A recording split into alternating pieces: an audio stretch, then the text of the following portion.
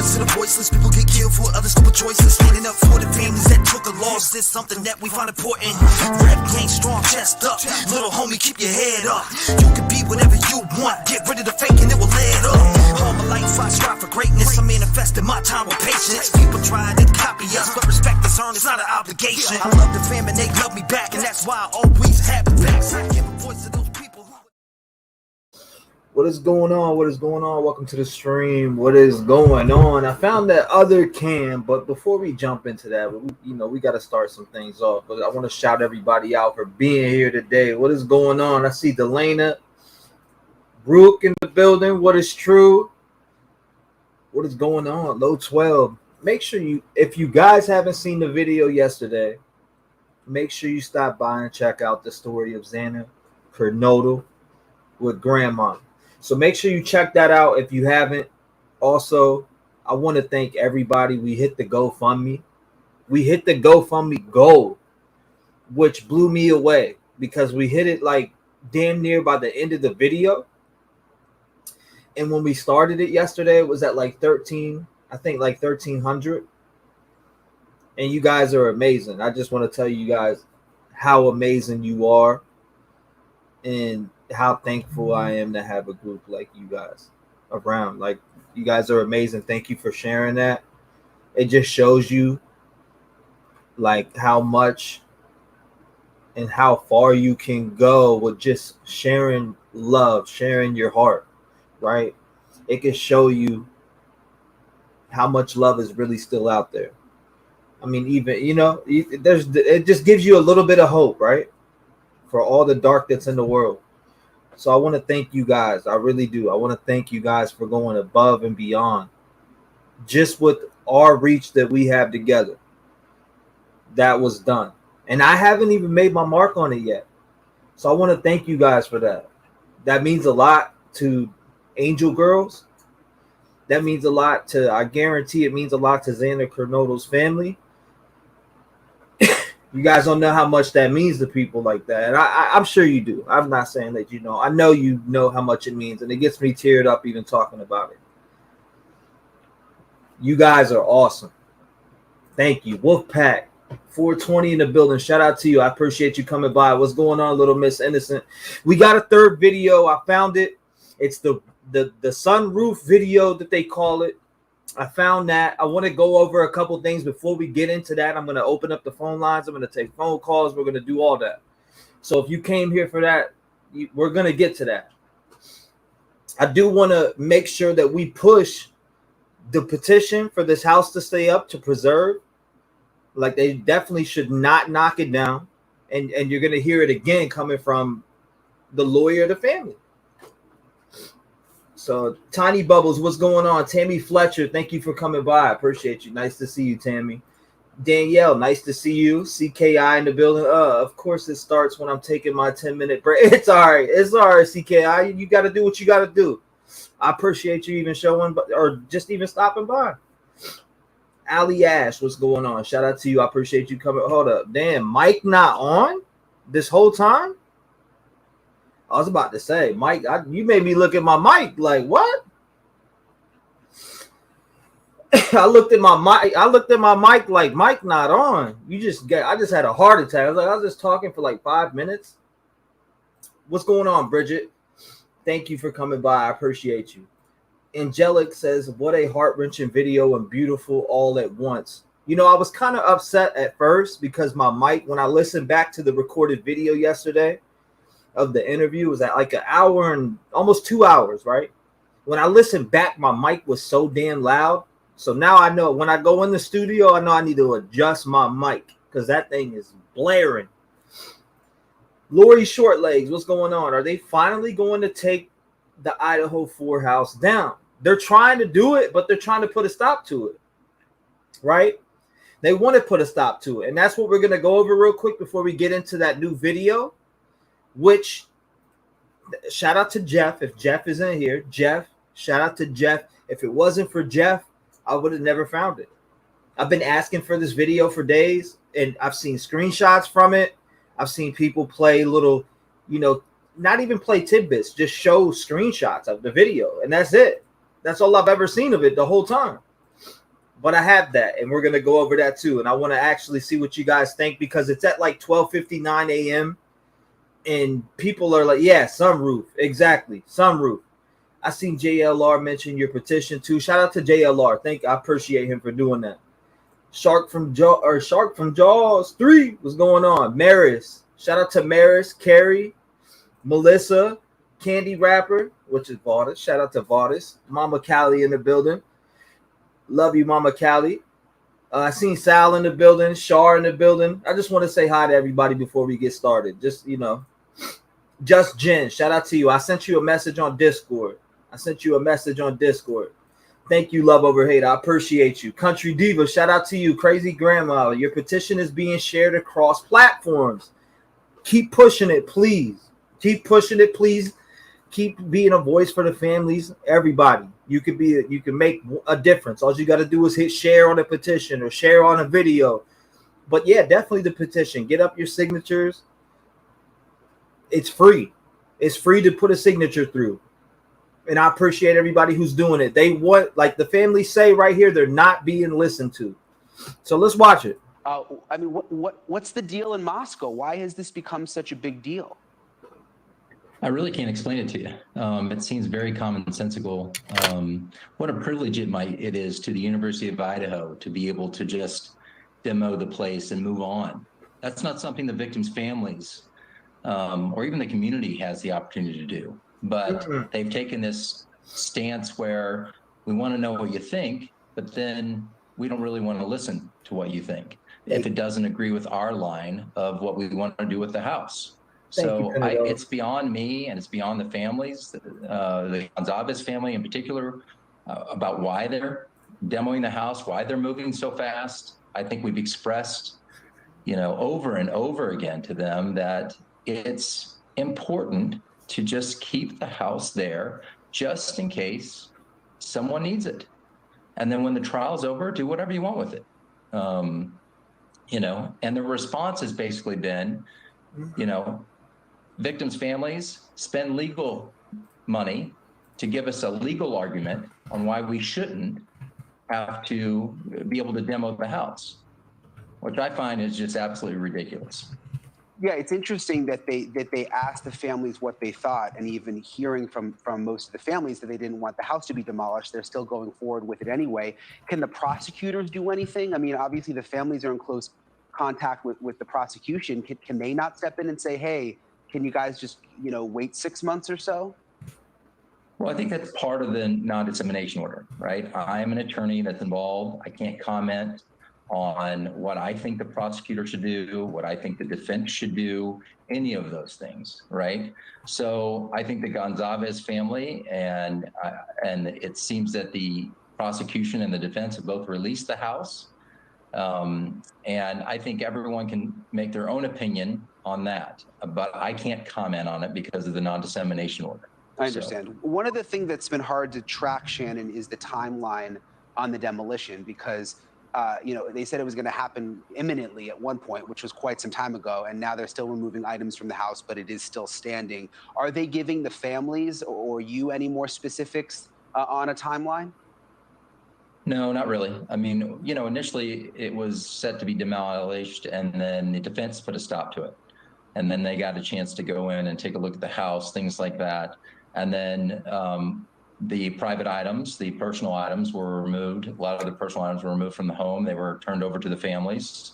And then they contacted us and said, hey, if there's any kind of furniture or large items that you might want that are still in the house.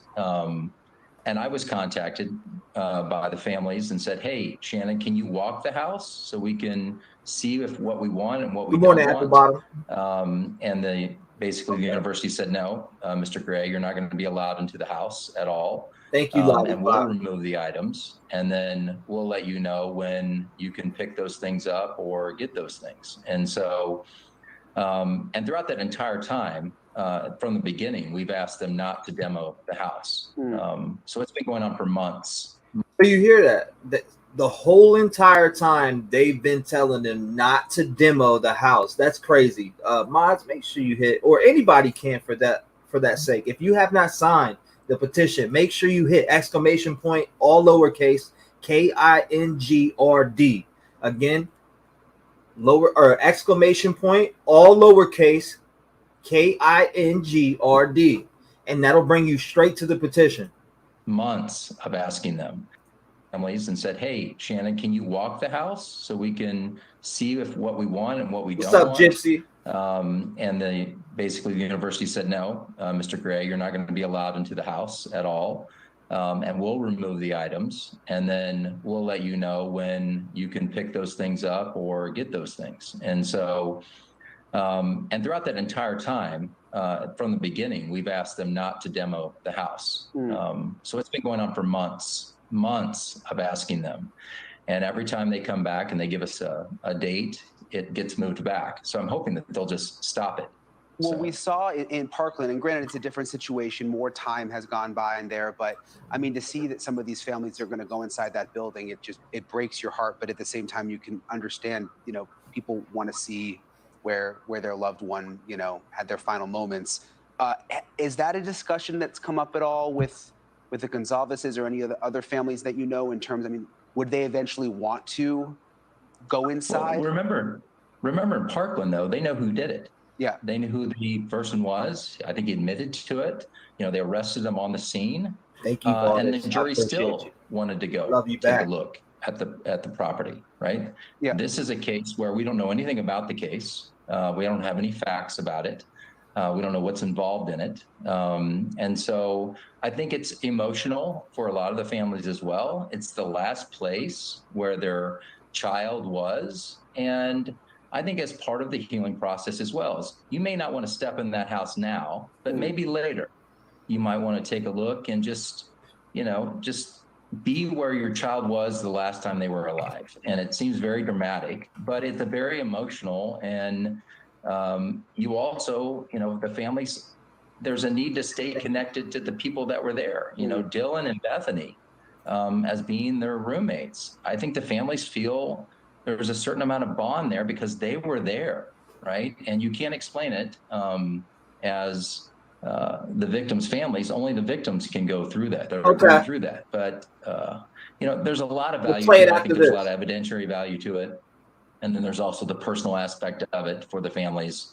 And I would implore that anybody who has any influence on the University of Idaho, who's a graduate or calls them and tells them to stop what they're doing and listen to the victims' families. Yeah, it's a really, really good point you make, Shannon. And it does seem like it's just so soon that they just sort of want to erase, in a sense, what happened there, almost from like a PR perspective. Thank you for watching. Okay. All right. For instance, all right. So I said last time I was live, we're about to pull up the video cam footage. Like I said, shout out to Jeff. If it wasn't for Jeff, I would have never seen this. I'd have never seen this footage. So shout out to Jeff in chat. Jeff, love you, brother. Thank you. Wonderful digging. You find a lot of stuff. Shout out to Jeff. Jeff is the man. I'm going to pull up this footage. And Jeff actually made another footage to the last one. See, now this footage is at like 12:59 a.m. And it's not the one from the same camera either. It's a different footage. So I want to jump into that footage and see what you guys think, because this is a lot of footage that people are like, oh, well, this one's got a sunroof. Well, this is at 12:59 a.m. We're talking about 3 hours out. So the likelihood of a different car coming through there and backing out and doing it, you know what I'm saying? Like that, it's a big chance, right? So let's check it out. Now it's real grainy in my opinion, but we're gonna dive into it. I'm gonna pull the footage up. Hold on, where's it at? I have it pulled right there. Okay, I see it. Thank you for watching. And also, guys, I just want to let you know it's not Friday. It's Saturday that we'll have Jennifer Coffendorfer on here live. She'll be on for 30 to 45 minutes with us. So I did look at the member questions and stuff like that, and I'm going to try to narrow it down because you got this cam footage that came out, and then you have other stuff that came out. I want to ask personal questions, and I know you guys do. I got one that I want to ask, but I'm going to sacrifice my one and take a couple of y'all's and ask her. So we'll see how that goes. Now, hold up. Here we go. I'm pulling the footage up now. Open with, okay, this is the one I want to open it with. It's like real grainy, but we're gonna get to it right here. Why did they pull that one up? Okay, here we go. Slide this over. All right, I'll make it full screen too. Like I said, it's kind of grainy, but we're gonna make it full screen. All right, so here is that footage. Let's jump into it.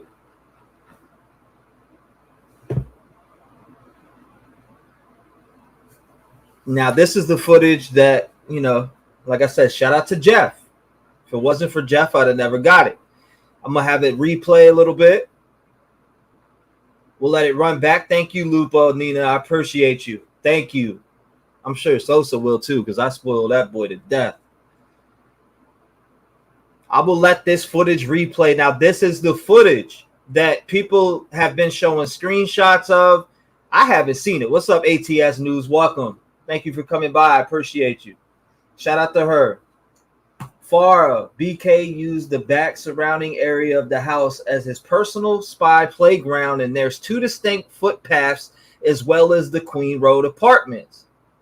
Walk to the house area. You said the jury needs to see to understand. I get that. Most definitely. Now I'm going to open up the phone lines, right? Because I want to take some phone calls here. I want to thank you, Tara. I appreciate you. Shout out to Tara. Thank you. I'm going to open up the phone lines. The phone lines are open right now. I want to hear your thoughts on this footage in general and also vote on the poll. Do you think that this is the Elantra? Like I said, this is timestamped at 12:59, and I'm going to go double look just to make sure. Like I said, yep. No, I'm sorry, 12:43 a.m. 12:43 a.m. This vehicle. Now, this is a Linda Lane garbage can. What you're seeing is a Linda Lane, or they call it a dumpster camera. My bad. And people are naming it. They're saying white Elantra. This has a sunroof. Call in 219-885-9693. The phone lines are wide open. 757 sent from heaven. What's going on? Hey, Trev. Hey, how's it going, Donna? It's good. It's good. How are you? I'm hanging in there. What's going on? Well, I want to tell you first, it was great live yesterday. Thank you. And it really, I was so happy that the goal was reached last night. It was just a really beautiful show. Mm-hmm. Thank you so much. You're welcome. This is as far as this car goes, I think this is a totally different vehicle. Mm-hmm. It seems the other one didn't seem like it was familiar. It's familiar with like this one is like turning around for a reason, you know what I mean? And maybe going back to another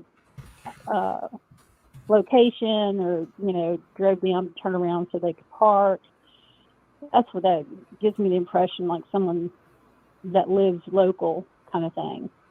When the other one pulled in that parking lot, it was almost like it pulled in, but it wasn't quite sure what it was going to do. You know what I mean? There was some hesitation. This seems more flow. There's, you know, I don't know how to explain that, but, you know, sometimes when you're driving and you're going one direction, you're like, damn, I need to turn around. You kind of have a flow, you know? You just turn around and you go back. But when that other car pulled into that parking lot, it seemed hesitant and unsure of where it was going to go. And then it just, you know, it was like whoever was driving decided, okay, I need to back out of here and try this, go back this other way. Okay. So to me, it just looks like, it's hard, you know, it's hard to say, but to me, even the car looks different. The car looks completely different to me. I saw this. I happened to see this yesterday, I think. Or I didn't see the whole thing, but I saw like a still shot. Yeah, that's all I've been seeing is screenshots of this, and it has a sunroof, and people are tagging me on Twitter, and it's like, well, they're getting on the bandwagon that, oh no, you know, this is a totally different vehicle. Well, it is a totally different vehicle, but you gotta look at the time stamp there. The time frame is, I mean, I don't even think, what time was it that you said it said on the? I got it right here. It says, I'll tell you right now. Let me look back at it again. Boom. Let me pull it back over. I just had the damn video up. Okay, right here. It says specifically 11/13/2022, 12:43 a.m. Okay, he hadn't even left, or he was just leaving Pullman on camera at that time. Okay. Right? You said at 12:53 he was leaving Pullman? I think he hadn't even left Pullman yet. Let me look at that. The timestamp on the. I thought it was 3:20 that he left. Okay, well, even so, he would have. That wouldn't have been him. They would have caught him. You know, can you tell? I was looking to see if we could tell if there was even a license plate on that particular car as it comes towards you, but the lights are so bright, it's hard to tell. But y'all have that software that can kind of maybe. Jeff sent me a breakdown on that last video. It's actually pretty compelling. Yeah. I mean, maybe with his equipment or whatever, whatever software stuff he uses, to see if maybe some of that lighting can be brought down to see if there is a license plate on the front of that car, because there was no driver's license. I mean, what I want to say driver's license. There's no license plate on the Elantra. Mm-hmm. So maybe if you playing with the lighting, dim it down or something, try to get that glare to come down enough that you might be able to see if there's a tag on the front of that car coming toward, because it's coming directly to the camera. So you might be able to, as it gets ready to turn, drop down the color, drop down the brightness to see if maybe it'll pick up. Like right now, you can see the front bumper when it's turning. Might be able to drop down that brightness and see if there's a license plate on there. But this is a different car completely. You put them side by side, I bet you they're different. Yeah, now, I mean, the video that Jeff sent me, and it's on his channel too, if people want to check it out. He sent me a Google Drive link, and he also sent me the edited version that he did. Now, it's pretty... I don't know. I like the way he did it. I'll just put it that way, and we're gonna go through that too, because it's actually like an investigative way that he did it. You know what I mean? Like he really did box it in pretty good. And Jeff's a video guy, right? Jeff's a video guy, and this is what he does for, I mean, a lot of people. He's worked for a commercial company, like he's done commercials and all different types of stuff. So Jeff is not just some guy playing with footage. His expertise is in that field. So shout out to Jeff for coming through, So he's got, it's like, that's what I was saying. He has the software. He has probably some decent software that you can go through and really bring down the lighting from the headlights to see, especially when it's getting ready to turn right in front of that dumpster. It goes black on the bumper. You can see where it goes black. No doubt, Donna. I appreciate you calling in. I'm gonna get some more callers. Thank you so much. God bless you, Donna. All right, you too. Thank you so much for calling in, sharing your voice, being a voice in the community. We appreciate you. All right, I love everybody. We love you back. Right. God bless. Bye-bye. Shout out to Donna. 219-885-9693. I'm pulling up this other footage right now that by Jeff. He said he sent it to the email. I can't pull up my text messages on the screen, but hold up. Let me grab this. Now this is this footage right here. I'm coming.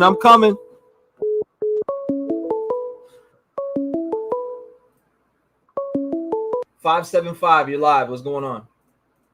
Hey, T-REV. This is Baby Creep. How you doing? Good. How are you? I'm hanging in there. How about yourself?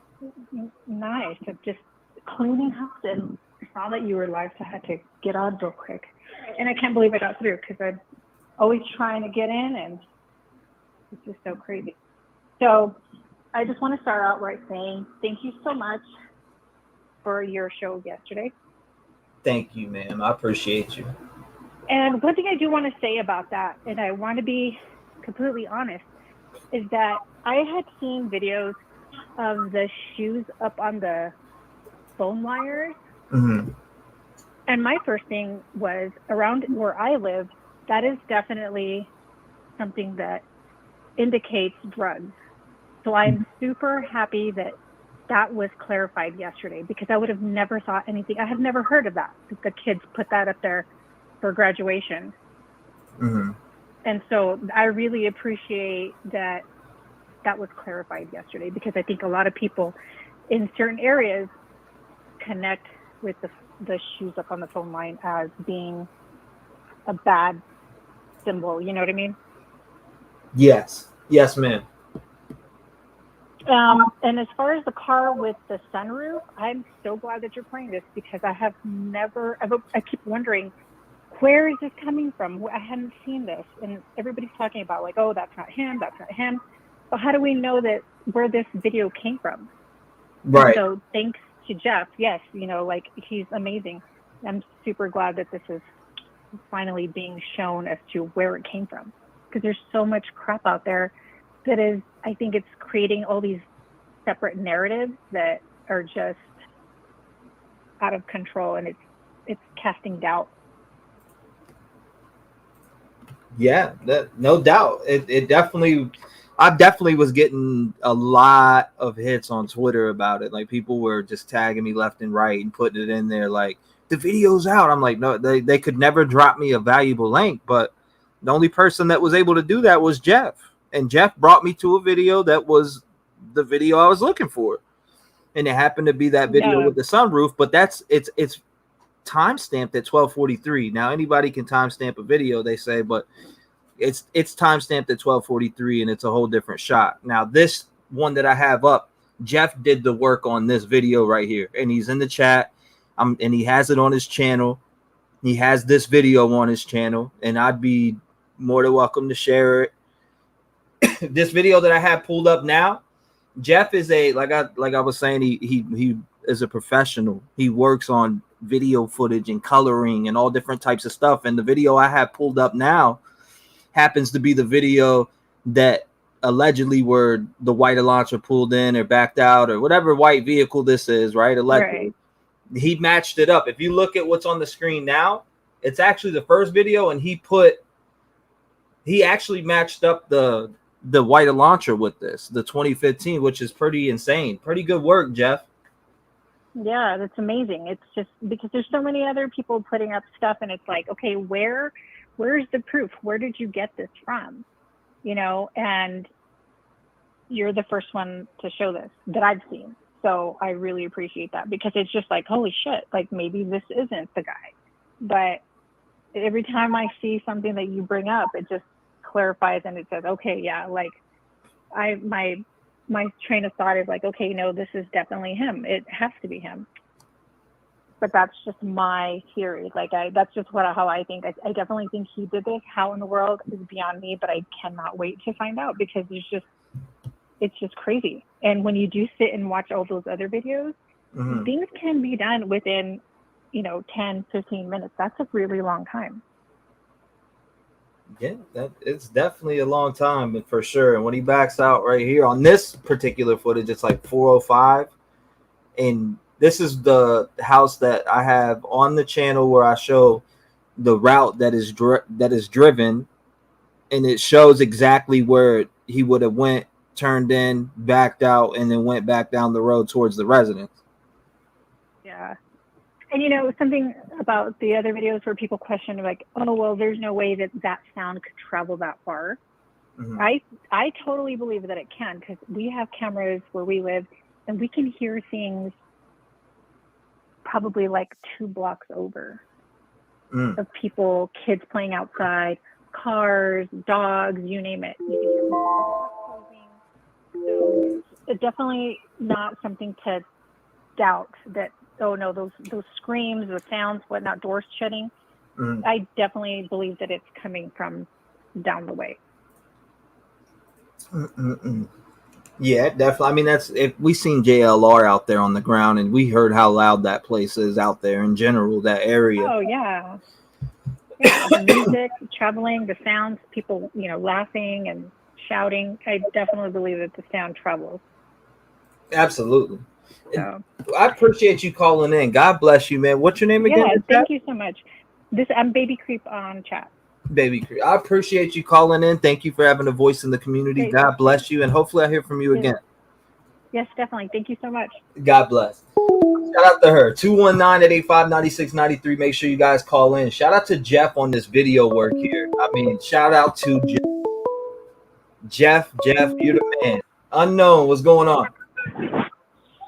Hello? Hey, what's Am I going live? on? Can you? Yes, you are live. What's going on? Oh, okay. I guess the video I'm watching is a little delayed.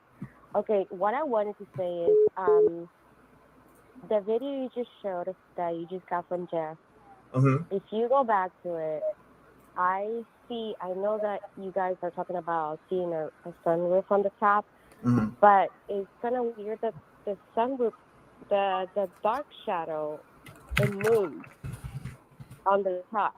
So that could be, to me, it doesn't look like a sunroof. It's just probably the shadow of something. Now, the thing I wanted to say is that, have you thought that maybe this car was actually the DoorDash, and that's the reason why he was in that neighborhood the entire time, like from 12 midnight and all that, people were seeing it or catching it on cameras because he happened to be the DoorDash, and he was probably just doing delivery the entire time?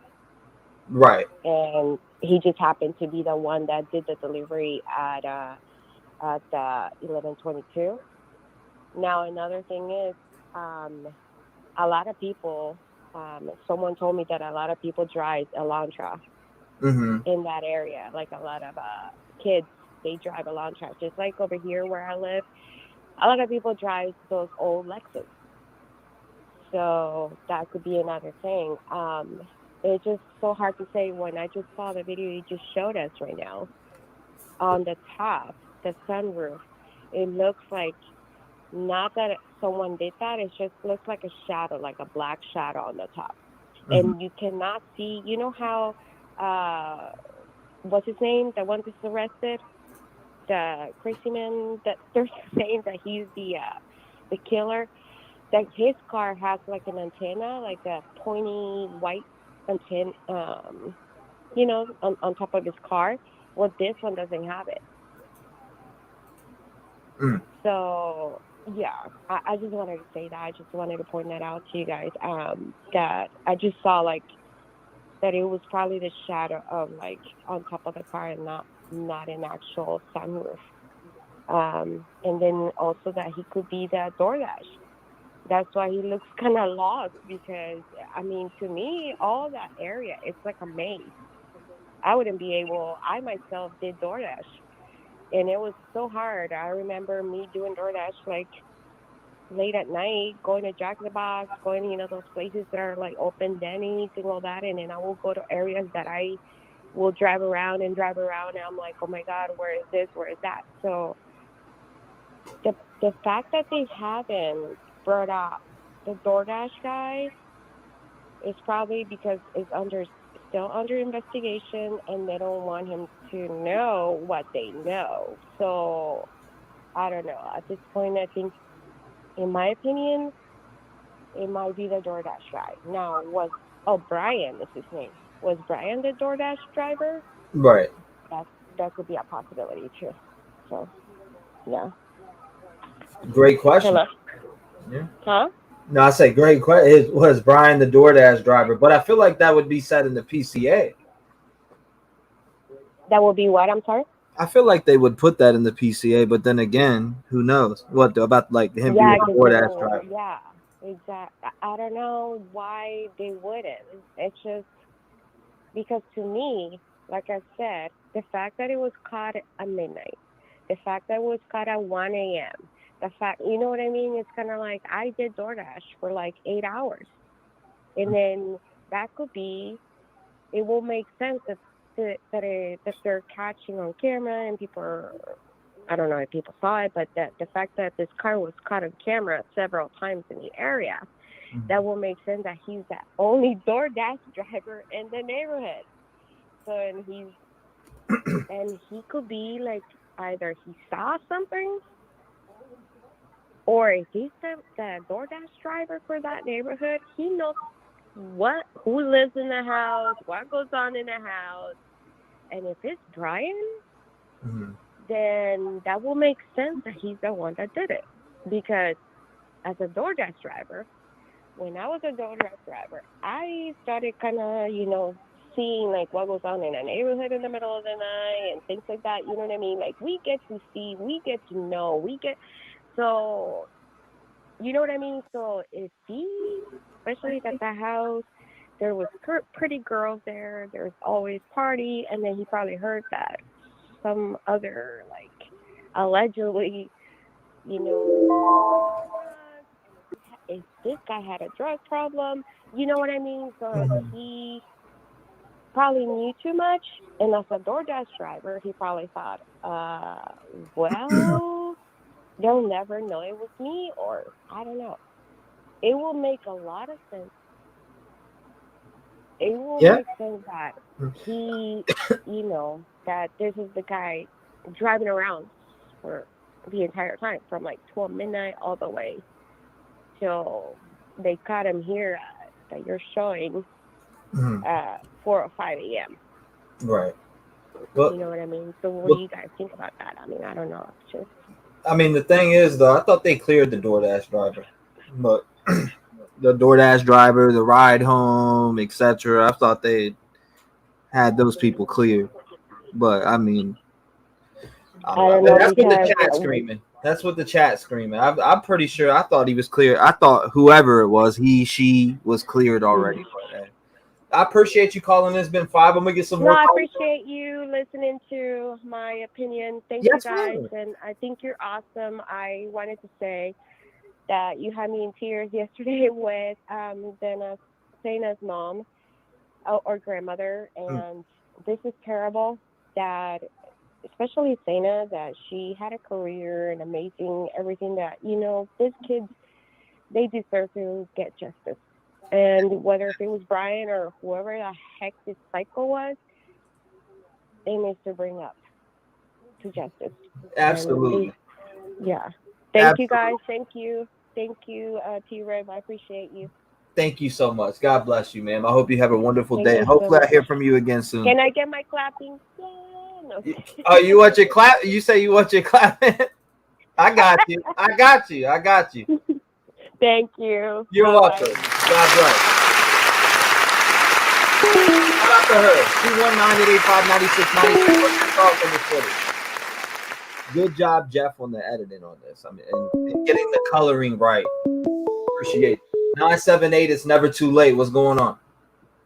Hey, T-REV. Thanks, man. I actually just wanted to bring up just about the Linda Lane footage. I've been thinking a lot about whether it's authentic or not. And it occurred to me that the simplest explanation might be the more plausible one. I don't think you can fake timestamps, but the events we see on the screen would have to be reenacted. So for me, it's a little hard to believe it's not authentic. Because what's more likely? Did law enforcement, with very few eyes looking at that initially, miss the figure entering frame left, like we all missed it at first? Which it does. It looks like someone going to work when you miss that part. It's hard to see. And once it leaked, many eyes are on it, and now someone's finally seen it. Isn't it more likely that law enforcement, they were dealing with how many tips? It was so many tips. It was like, I forget what the number was, but they were understaffed. They were under tremendous pressure to make an arrest very quick. From day one, this case went viral. They were under tremendous pressure. Oh, absolutely. I agree with you 1,000%. So I think for me, I'm leaning towards it being more authentic because that explanation, law enforcement being human, just like the rest of us, having a human fallibility rate of 17%, just like all of us. Absolutely. Is a more plausible explanation to me. They missed it just like we all missed it. Just like initially we all thought that was someone going to work before we saw that guy coming in frame left. He's coming in 70 seconds after what sounds like Brian's peeling out, which matches with the affidavit and everything. And he's coming through that back cut through. So it definitely doesn't look good. I'm not saying I have any absolute certainty that this is an accomplice, but it definitely doesn't look good, and I think they missed it. Or is it more likely that the owner of this CCTV camera literally did a 4-hour one shot with no direction cuts and flawless continuity sequencing of events? You can fake a timestamp, but continuity for a long shot like that and sequencing is a totally different thing. I think the simpler explanation's more likely the better one. They missed it just like all of us did. What do you think? I mean, like you said, they're human just like us. And I've said that a few times myself. Like, people got to understand that the law enforcement, FBI, they're all human just like us. They make mistakes and they got to correct mistakes. So, I mean, and I think they're also under a tremendous amount of pressure at the same time. I mean, not even a lot of time went by before the families were like, this is going cold. I mean, it was really, I felt the pressure. I'm not, I'm far away from Idaho. So I can't imagine the pressure they were understaffed with thousands of public tips coming in. I'm not surprised if they missed it, if that's what happened. And if they did, this might be a second accomplice, and that sucks. I hope it doesn't get in the way of justice. I'm going to hop off. The only other thing I wanted to say is I'm like never nasty online. And yesterday, I was so nasty online yesterday, and I caught myself. And I don't know. I think we're all emotionally invested in this case. And when drip like this happens, that investment soars to new heights, So I don't know. Just nothing's wrong with looking inward and stopping and being like, hey, I'm being kind of nasty and I don't have to be. So just calibrate. Check yourself before you wreck yourself. That's it. Thanks, T-REV. Absolutely, brother. Hey, thank you for the wonderful speech and coming up here and speaking your thoughts and opinions. God bless you, brother. I hope you have a beautiful day, and hopefully I'll hear from you again soon. Appreciate you. Bye. Shout out to you. Shout out to him, man. Good call. Good call. 219-885-9693.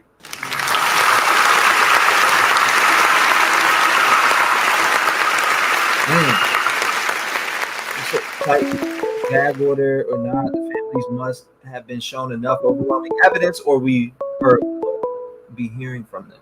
So let me answer this. 623, what's going on? You're live. Hi, T-REV. This is Grandma Patty. Grandma Patty, look, what a wonderful day. How you doing, grandson? I'm hanging in there. How about yourself? Oh, pretty good. Listen, what I got out of all this video was when they showed the white car at 405, whatever. And to me, that was him. And he didn't park there. He parked somewhere else. So at 419 or 420 or whatever time, you could hear a car take off at a high rate of speed. And that was him. Then they showed the black vehicle. To me, that black vehicle had nothing to do with anything. It was probably going to work or whatever. So people are saying, oh, see, it wasn't him. It was somebody else that did that. I don't feel that. That, in my opinion. Agreed. Well, what you just said is my exact thoughts. Yeah. And when you showed that first video and I watched it and watched the time, my heart was just thumping. And those people that say, oh, he didn't have enough time to do all of this all by himself. Yes, he did. Those kids had been drinking, probably some of them asleep. And the time, it went so slow. When you hear 20 minutes, 20 minutes, that's nothing.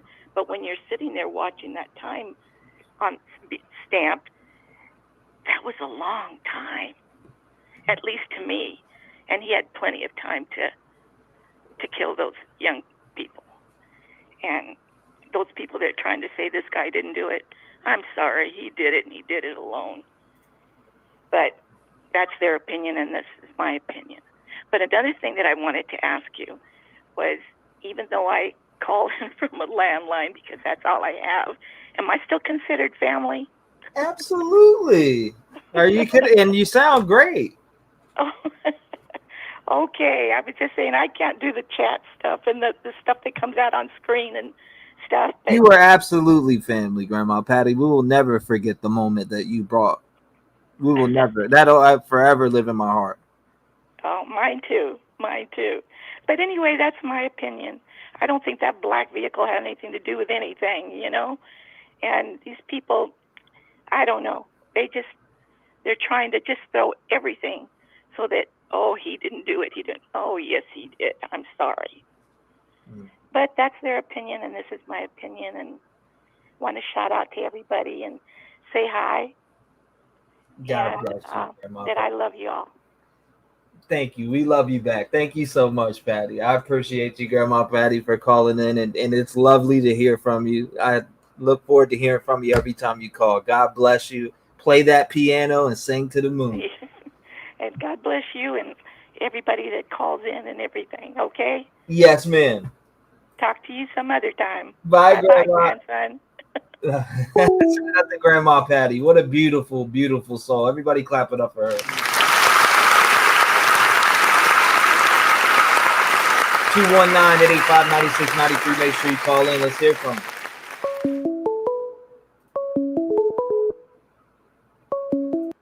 971, what's going on? You're live.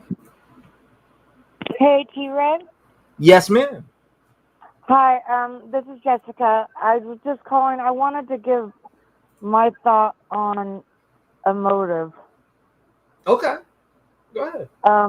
I was thinking, his classmates have came and said that he thought he was smarter than his teacher, the lady that, the serial killer lady, I can't remember her name.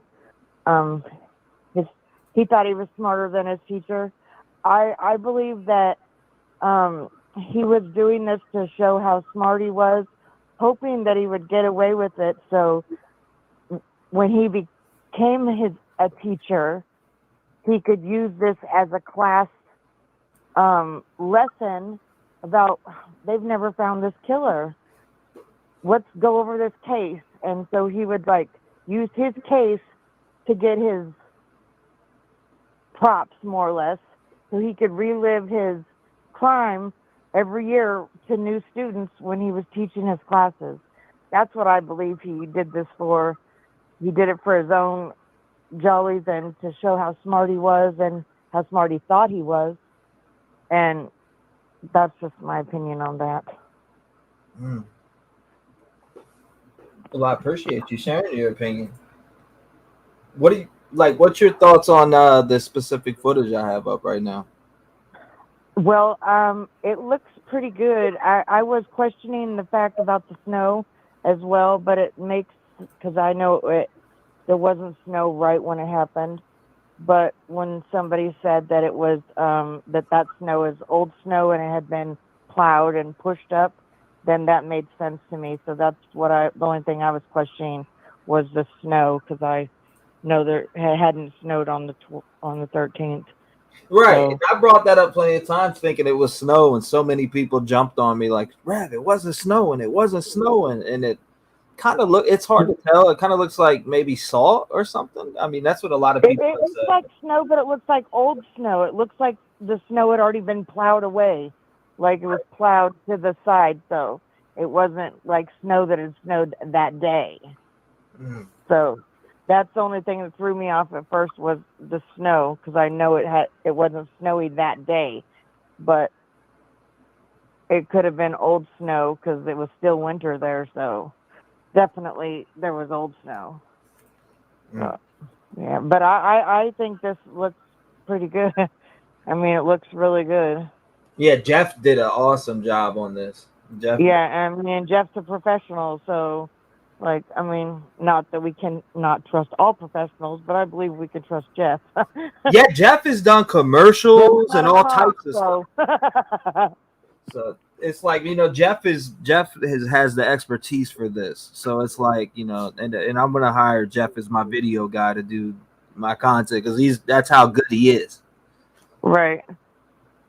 Jeff, I mean, my family used to be police officers and stuff, and even though I remember my dad being a good cop, I know that he, when my brother got pulled over by my dad for drinking and driving, my dad was like, go in that car and sleep, and threw my brother's keys, so a good cop would have arrested my brother. But I mean, I understand, but so I know that even though it was my family, not all good cops do the right thing all the time. But I mean, I know both sides of the fence. Like that caller said, that called in, we're humans. They're humans just like us. Yeah. He's right. But see, on the other hand, my dad pulled me over on a bicycle and gave me a ticket for not stopping before I went around a right-handed corner. But let my brother go on a drinking and driving. Hello. Anyway, that has nothing to do with this, but I believe that BK was just wanting to relive in glory every year by, when he became the teacher and he had the power that he could relive it every year by teaching his new students, what can we learn from this crime? And he'd get to relive it every year. So, well, thank you for letting me call in. I'm glad I got through. You're more than welcome anytime I have the lines open. I definitely don't believe he's a DoorDash driver. Yeah, I mean, I don't believe that either. He would have been caught the first day if that was the case. Right, exactly. I mean, come on, DoorDash drivers are tracked, etc. by the company. That's one of the first places they would have went to. It wouldn't have took 48 days. I feel like it wouldn't have took 48 days.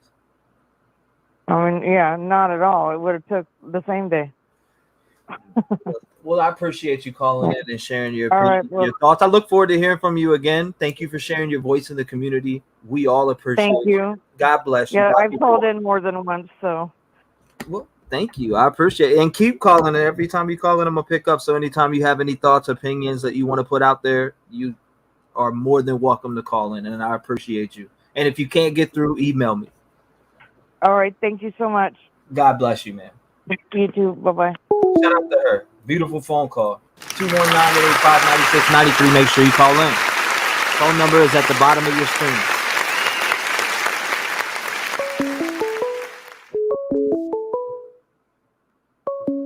(916), you're in the mix. What's going on? Good morning. Good morning. What is going on with you, Fluffles? Fluffles. I wanted to say good morning to everybody. I just wanted to say this. There was some people in chat saying something about Jeff H. And I just want to say this. We love Jeff H. Would you agree? T-REV, it's your channel. But I know in the chat, everybody in your family does. We think he's wonderful. And so there's just some chat, some people that are not members making some comments like he had been kicked off other channels. And I just want to say he's loved here. That just really frustrates me. Well, Jeff H has been with Jeff H has been rocking with me since the start. So I mean, yeah, just some people that are not members making comments, and it's like, come on, go away. Like we text, like he has my personal phone number. We've been talking for a while.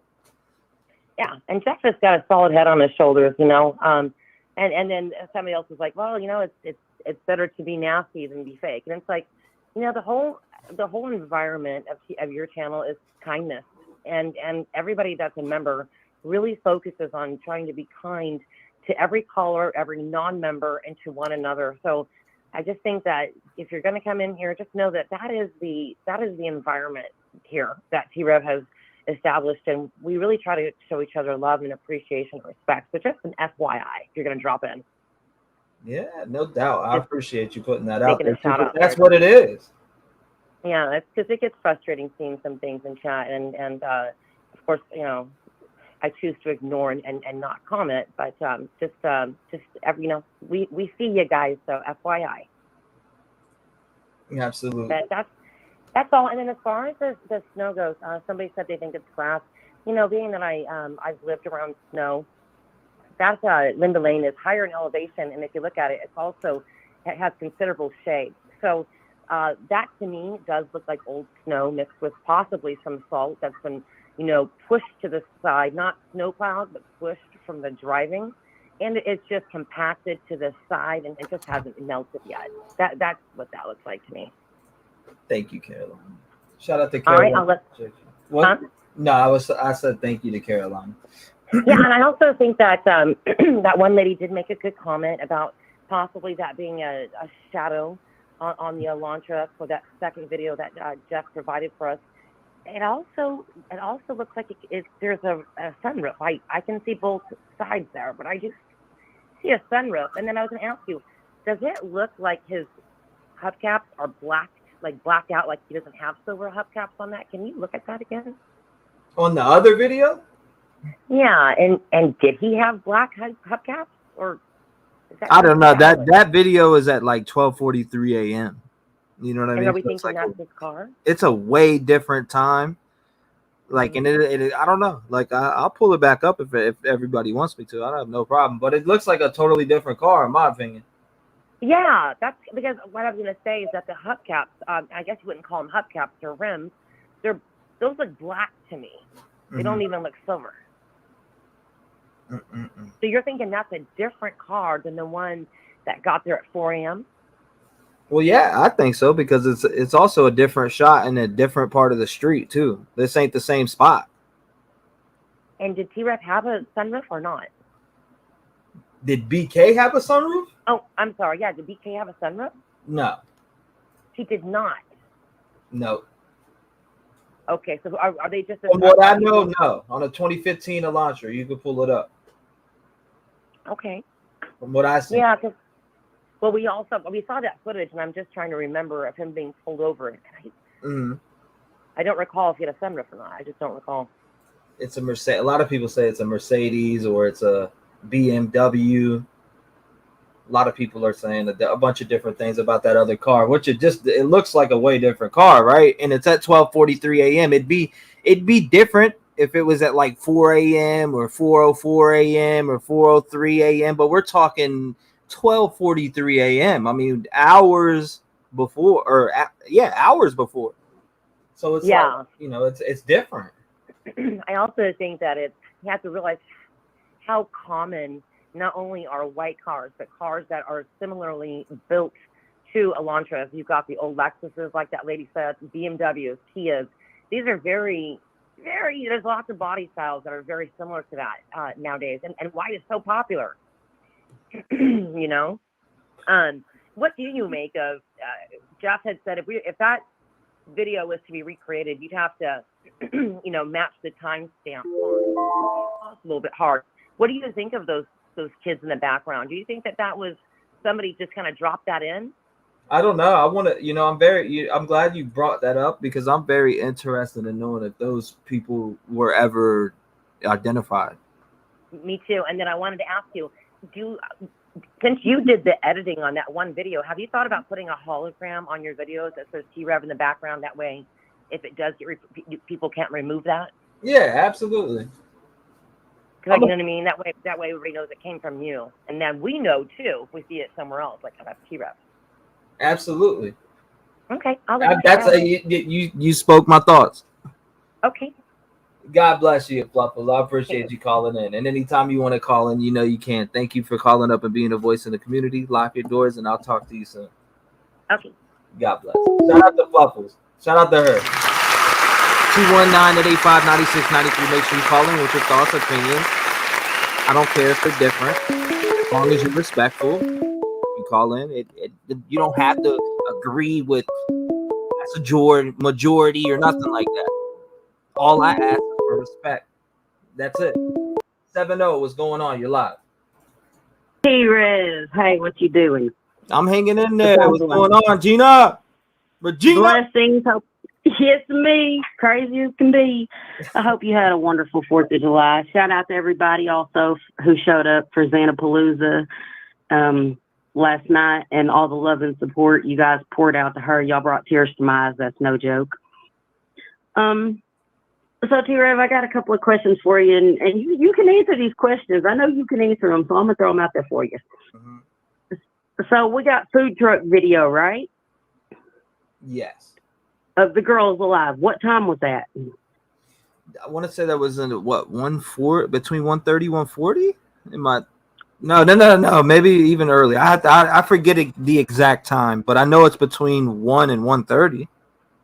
Exactly. Okay, 1 and 1:30. I mean, we knew after 1 o'clock the girls was still alive, right? Mm-hmm. So what the hell does a vehicle turning around at 12:40 something have anything to do with anything? Right. I mean, the car was seen leaving the neighborhood then. Okay. Now what we know is after that time, according to the PCA, somewhere between 4 o'clock and 4:20 a.m., that's whenever the homicide occurred, right?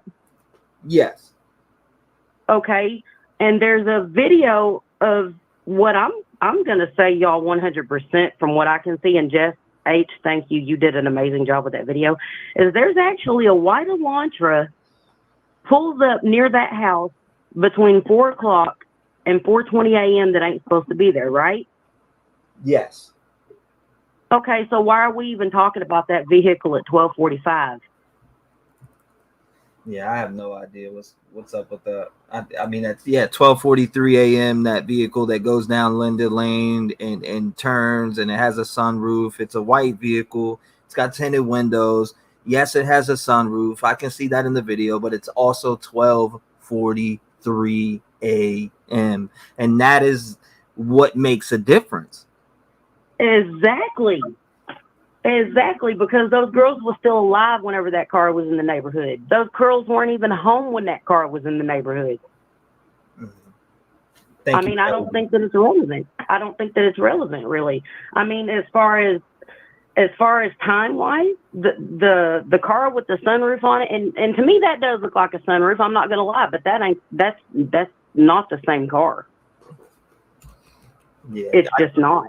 Jeff did some magic work here, like I said, and his expertise, and to have a guy around that's done professional video work his whole life and worked on it at an early age.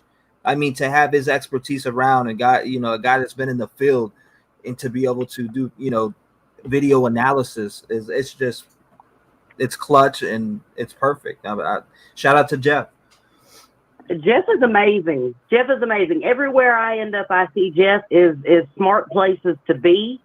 So, I mean, he's a smart man. He knows what he's doing. I trust him. I trust his video analysis and his videos and stuff, because I know how he operates, and he's straightforward with the facts. You know what I'm saying? He does some great work.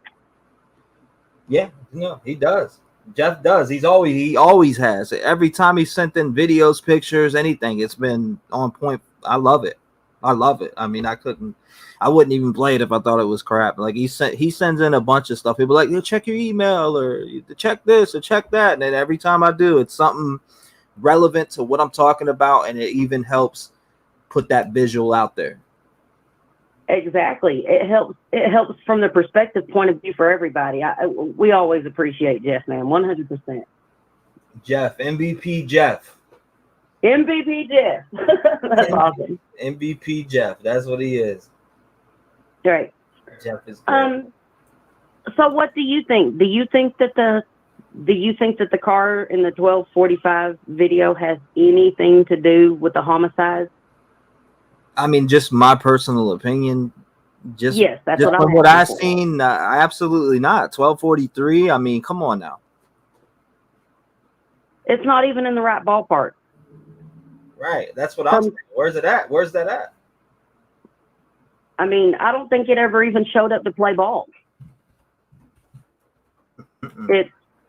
It's ridiculous. I mean, it's once again, there are people out here that will look for anything and turn anything into something it's not, just to try to prove a point. But it really ain't helping none of them. It's making them all look foolish, T-REV. It's sad. It's and I hate to talk bad about people, but drinking the Kool-Aid, you guys, come on. Show me how that car at 12:45 is relevant. Show me that. Show me where it's relevant. Right? Yeah, no doubt. The dumpster video is not Linda Lane, says Richie. And if he could be right about that. Like I said, today is the first time I've seen that footage. And if it wasn't for Jeff doing digging and diving through the internet to find that footage, I wouldn't even have it. So somebody in chat says that's not even Linda Lane. I'd love to explore that a little more. So Jeff, you're in. I know you're in chat. Do you think that the 1245 car has any bearing on the case? And what's your opinion? Do you think it's two different cars? Yeah, it's a great question. And I'll be looking for it. I appreciate you calling in, Regina. I see the I bet he does. blowing up. I appreciate you calling in. And if you have anything else, you're more than welcome to call back if we get through. God bless you. Thank you for having a One more voice in the thing. community. What is it? One more thing, you guys, hit them likes, rev it up, and sign the petition, you guys. It's for the families. It's what they want. Absolutely. Rev Gang Strong. Rev Gang Strong. I love you guys. I love you back, Regina. Thank you. Shout out to Regina. Shout out to Regina. Good phone call. 219-885-9693. Make sure you call in. What is your thoughts, your opinion? What is it? It doesn't have to, I mean, it could be anything. Call in. 219-885-9693. I mean, 954 on your live. Hey, brother, how you doing? I'm hanging in there, brother. What's going on? Papa Sal. I love what you did last night. Thank you, sir. I kind of felt sorry for Angel. I mean, she's got a tumor in her head. I wonder if she needs any financial help. Absolutely. And if she needs You know what I it, mean? you already know we come together as a family and we do it. Yeah, I want to. Definitely. I would think she definitely needs help herself, and never once did she ask for it. Nope. She's just what she calls herself, an angel. Yeah, she's definitely an angel, man. Very good. I've had off conversation with her off the air, and just the stuff she shared, I cherish it. Just the messages that she, shared back and forth from Xana's sister. Shout out to her. I appreciate her. Yeah. Well, what's your thoughts on this work right here? The video All work. right, let me just bring one more thing to everybody's attention. Look at the time. 4:05. Okay? Now, if you let the clock run to 4:22, 4:23, that's a long fucking time. As a matter of fact, if you let that clock run just 10 minutes, for people that don't watch boxing, okay, this is going to be your time thing here. If you don't watch a 3-minute round of boxing, watch 3 minutes on this time zone. You'll see how long it is. Okay? Absolutely. And as far as that first video goes, I have no idea why it's up there. It's a different car. It's got a sunroof, different rims. I mean, 12 o'clock. Really, the fuck was probably just getting out of the shower at 12 o'clock. You know what I mean? Right. It doesn't make any sense. Yeah. And I agree with, of course, Regina and Grandma Patty. I definitely agree with that. Shit. I always forget what I'm gonna fucking say. See, you're getting old. I'm getting old, Sal. Don't get old, Sal. It's all right, man. I'll get old every day. I'm catching up. Yeah, but really, I've watched this video forever. I mean, it's something else. What I got out of it yesterday was that timestamp. Let people see how long 3 fucking minutes is. To say that he couldn't do this in 8 minutes, bullshit. He could, especially sneaking up on them with a 9-inch knife. Come on, a K-bar knife.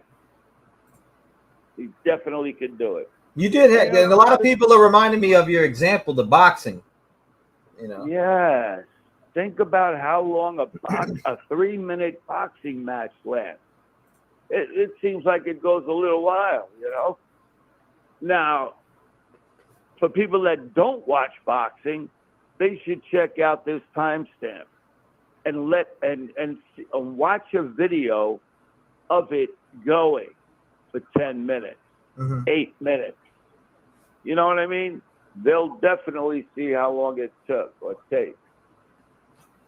But it's fucked. to do what he did. I can't help it. Get so fucking aggravated. You know? Yeah, no doubt. I get so aggravated. But I love what you did last night. And like I said, maybe we should reach out to Angel and see if she needs any help. Well, she's got my number, and I will, we text back and forth. So Yeah, having a brain tumor or a tumor in her head, that's got to be expensive shit. Got to be expensive. absolutely, and our prayers go out to her, and I'm definitely gonna reach out to her. So Yeah, she's. I hope nothing happens to her. no, she's I gonna. really do. We are gonna. She's close in touch with us. She's in Discord. She's there. Actually, she shows up pretty often. So, and not only that, like I said, I got her number personally, so I'm able to text back and forth with her at any time, and she always responds. Yeah, good, T. Ask her. You know what I mean? Ask her. If there's anything we could do to help out, do you need any help or anything? And I'm sure everybody will get together and help her out. Absolutely. She's a fantastic woman. And you're a fantastic guy, numbnut. Okay? I love you to death. Thank you, pal. I love what you do. Yeah, I appreciate you. And I'm always here for you. It's about fighting the good fight. Yes, you are. It's about fighting the good fight. It's about being a voice for the voiceless, that aren't here no more to speak.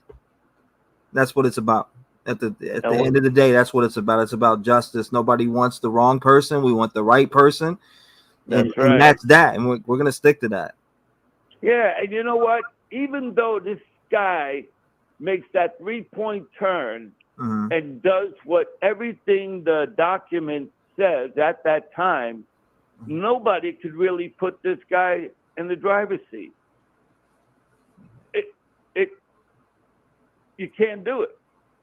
Nobody could do it. But it's a real fucking coincidence that this guy, whoever's driving this car, is doing what the PCA says at that time. Unbelievable. All right, let me go. I took up enough of your time. I know everybody hates hearing my voice and shit, so. We love you, Papa Sal. I appreciate you. I love you too. God bless you. Yeah, sign me out.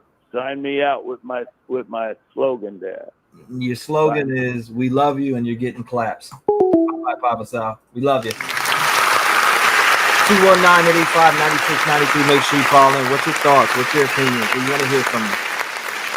The phone number is at the bottom of your screen. You can call in at 219 again, 885-9693. Miranda, that's how I watch the whole thing in 3 minutes. Dang. Good point there. You got a very good point there. 317 sent from heaven. What's going on? You're live. Hi, it's Ray from Hamilton County. How are you, T-REV? I'm doing good, Ray. How about yourself? I'm pretty good. So what's your thoughts? Speak to us. You got 5 minutes. The floor is yours. Well, I see people, commenting about him being framed. I really don't think that that's possible. You have his phone pinging in the area. You have videos of his car. His DNA on a sheet by one of the victims. That's too. If it was just his sheath, I could say, yeah, maybe there's some students that didn't like him because he graded them badly, or he made some woman mad and she framed him for this. But the three things together is too much evidence. I don't see that he was framed. In my opinion, allegedly, he did it. So you think they got the right guys nailed down? I think they have the right guy, yes. I don't think he had any help. I don't think that the other BK that, was in the Marines or whatever with the whole SWAT team incident at WSU. I don't think he had anything to do with it.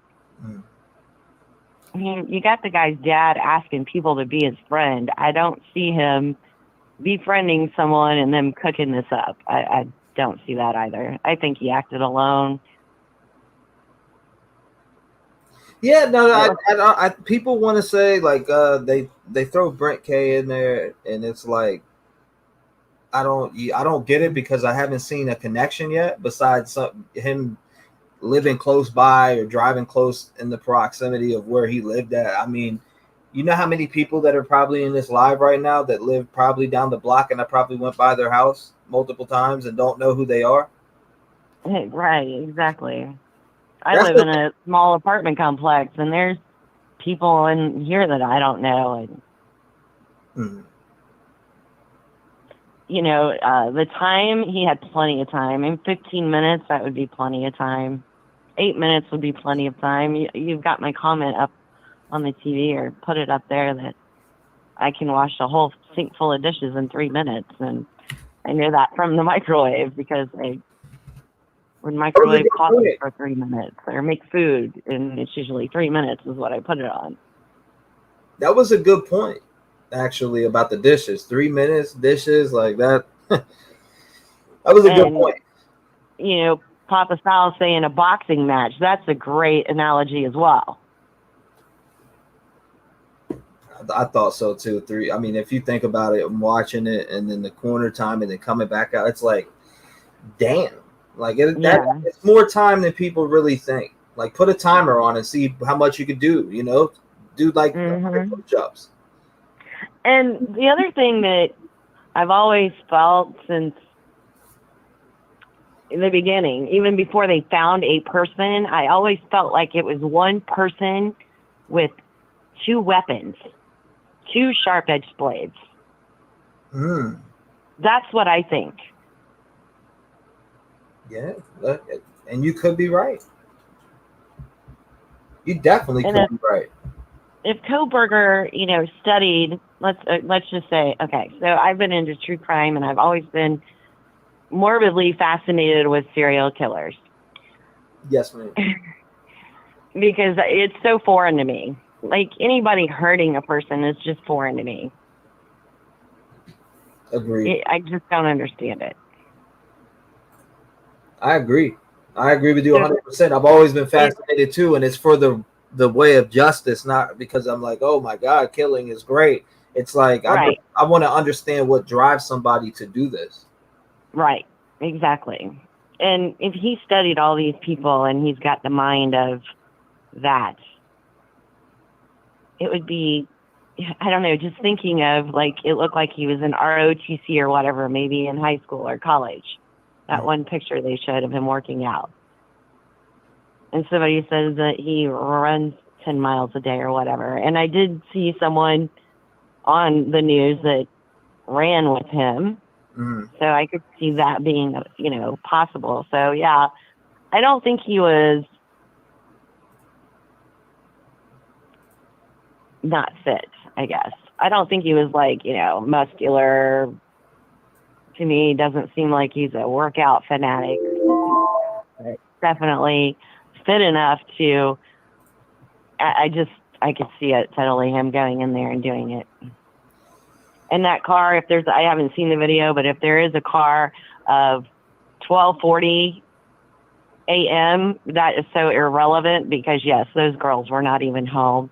It would surprise me if Xana and Ethan were home at that point in time. I know my time's up, T-REV. I loved what you did with Xana last night. That was awesome. Thank you. I've not cried about this at all until last night. You made me cry. She had me in tears too on a like at a point, and it was deep.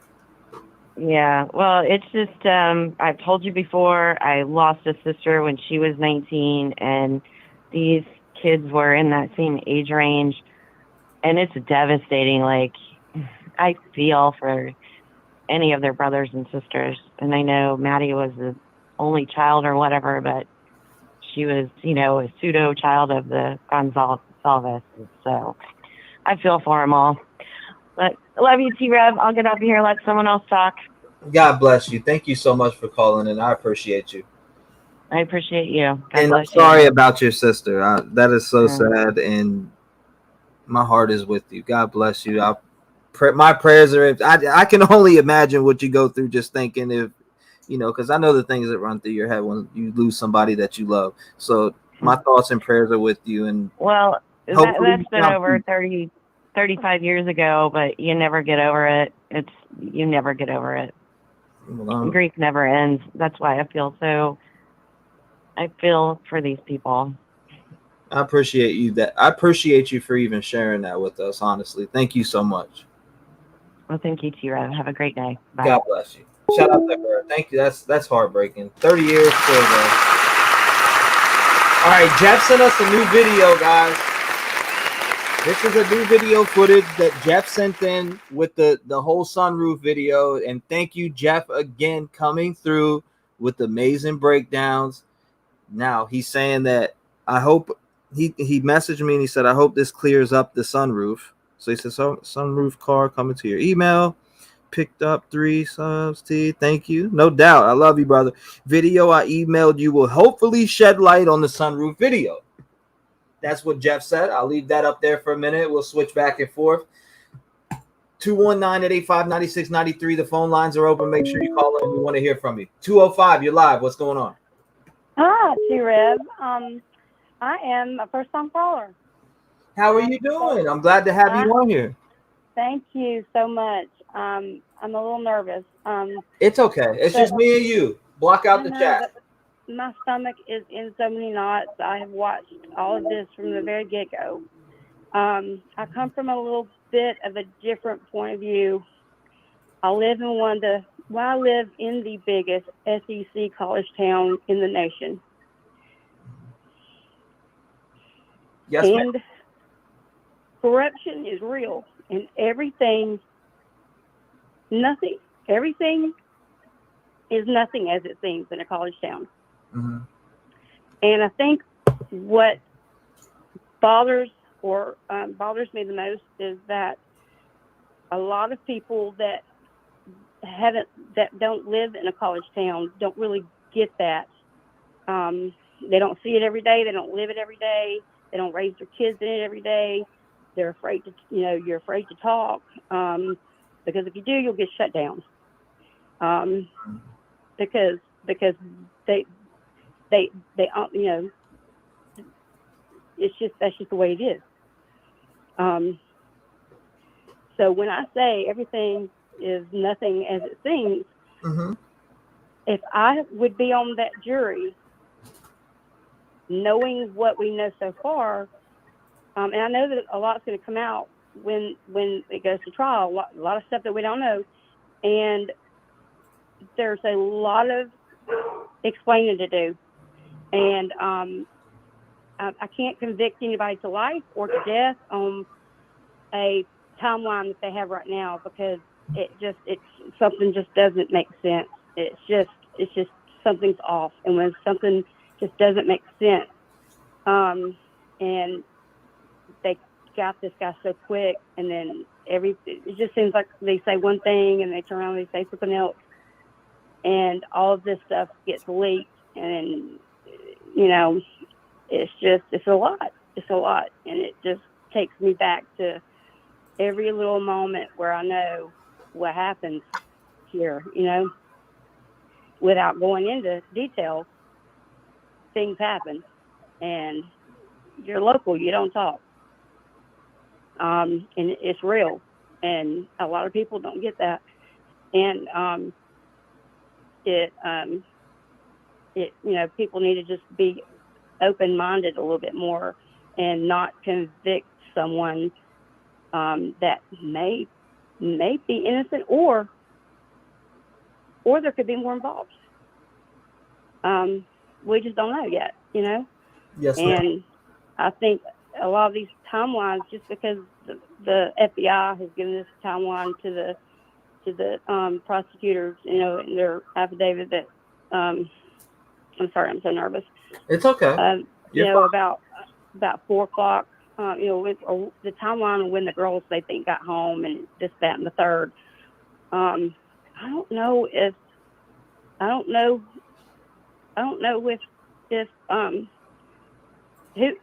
who got home first or who was killed first, and I kind of feel like in my gut that it was more than one person. There's a lot to clean up, and there's a lot of explaining to do.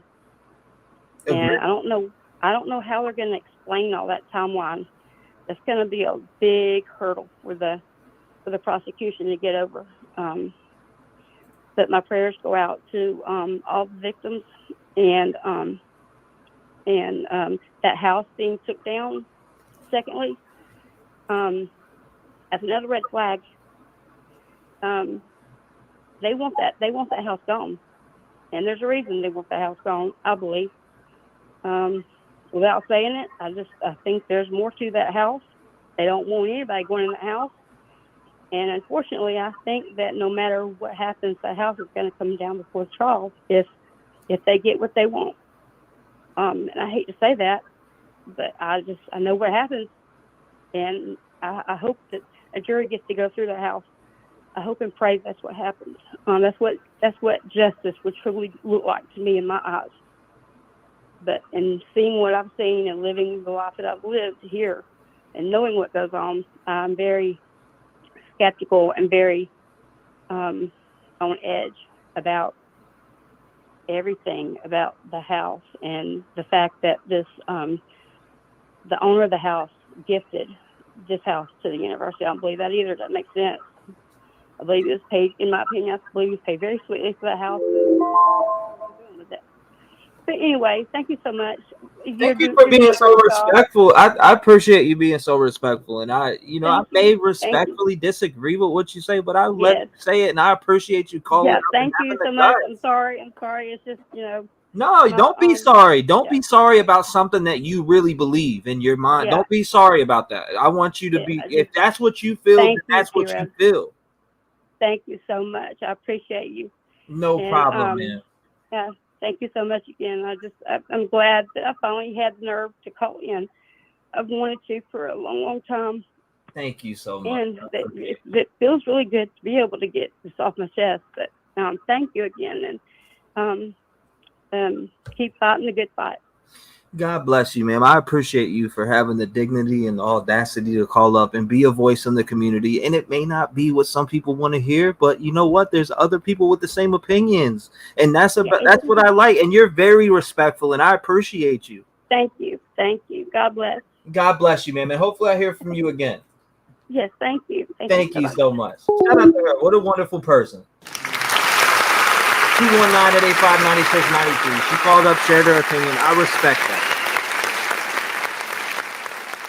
respect that. I respectfully disagree with what her thoughts were, but you know what? She was respectful. That's all I have. Thank you so much. Shout out to her. What a wonderful person. 616, you're in the mix. What's going on? Hi, this is Just Betty from Michigan. How you doing? Shout out to you from Michigan. What's going on? What's on your mind? Speak to us. 5 minutes. The floor is yours. Okay, I'm a little nervous, so. It's okay. Just me and you. Don't look at chat. Okay, I think Brian did it, my opinion. But what if there was somebody else, and that's why there's such a tight gag order on this case? Could that be possible? I mean, I believe he was the only one that did it, but I'm just saying, wouldn't that be crazy if somebody else was involved? Yeah, it would blow my mind, and I'd be shocked. You know, when you're listening, people say he didn't have time to do it. Sweet Home Alabama song plays 4 minutes and 4 seconds. Play that song and clean your house, or I mean, that's a long song. That's only 4 minutes. You know. Yeah, that's a while, and it's longer than people think.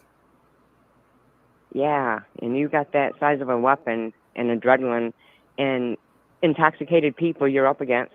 You know, It's awful. It's just awful. You know, and I think a lot of people are putting themselves in this case. Like I have 3 young boys. You know, it just to think of that. You know, just when they have to have some major stuff on this guy. I mean, he's up for the death penalty. You know, they're not playing. You know, people say, well, they don't have enough evidence. They're not going to throw all that out. That's why there's just so much to this case.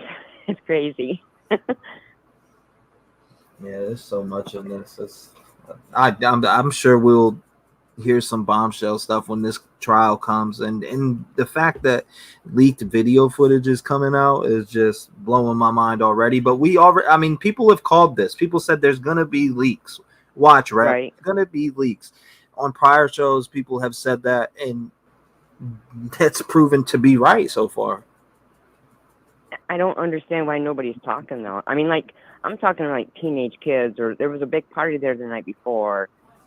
Kids like to brag, and there's nothing, you know, like, I don't know. It's just a tight, nobody's talking, I guess. But that car that's in that new video that you put out, is that a sunroof? I mean, because it does, but then it looks like it goes away. It kind of looks like a sunroof to me when I look at this. Yeah, I mean, it completely does, because you can see like the black tint on top and that vehicle. I mean, it looks like a sunroof to me. And if I don't know what else it could possibly be, maybe someone in chat has the explanation, but it kind of does look like a sunroof to me. Yeah. One more thing I wanted to say real quick. People are saying there wasn't snow that day. There was. And different parts. I live in Michigan, and depends on like toward the end of snow or whatever, and depends on where your house is, where the sun is. My neighbor might have snow and I might not, you know, or something like that, or whatever. You know, there is snow there that night though. It's just not a lot. I've said that too. People were like, it wasn't snowing, and I'm like, all right, yeah, I guess not, but I thought it was. Well, I'll let you go and let somebody else talk, but I just wanted to tell you that I think you're awesome. Thank you so much. You're an much. Awesome guy in what you're doing, and you have so much compassion and respect for people, and you're just awesome. You already know that, though. So, No, and your music is great too. I love your music. Thank you so much. I appreciate you. I appreciate the kind words, and I also appreciate you calling up and being a voice in the community and overcoming the nerves and just having a conversation with me. Like, I tell people, just don't look at chat and have a conversation with me one-on-one about just what we're talking about. And when you don't focus on that, you're able to actually gather your thoughts. And I appreciate you. And anytime you want to call in that I'm live, you are more than welcome to. And that goes for anyone in here. Thank you so much. Well, thank you. I appreciate you. God bless you. Lock your doors and stay safe. Yeah. Okay. Bye. Shout out to her. Wonderful phone call. Man, today has been, I'm telling you, this is nostalgia. From November up, man. This is all day long so far. 603, what's going on? You're live. Hey, T-REV. How you doing, man? How's your day going? Wonderful. How's yours? Andy. Okay, I can see. I know my voice is Andy. I'm doing good. I'm chilling here with Sosa. We're looking at these different video footages. Talk to us. 5 minutes. The floor is yours. Run it. All right. Word. So yeah, listen, this video, right? I was trying to clarify something because I'm a little confused. So this video is taken exactly from Linda Lane, like the parking lot at that complex? Yes. Okay. So I guess the thing I'm confused about, right, is we know the probable cause affidavit. So this probable cause affidavit, I was just looking at it actually. They have him still making 3-point turns on King and Queen Road at 4:04 a.m. So I'm a little confused as to how this could potentially be his vehicle when this would be, you know, if you're looking on Google Maps, this would technically be the apartment complex that is behind to the left of the Queen Road apartments, right? Yeah. So, right. Well, because, you know, I wanted to make sure I knew what I was talking about first, and I looked on Google Earth, and so if you're looking at Queen Road apartments, this Linda Lane footage is from the apartments that are to the left, kind of in the rear of it. And I don't know how it would be his vehicle there when at the exact same time his vehicle is making 3-point turns on King Road.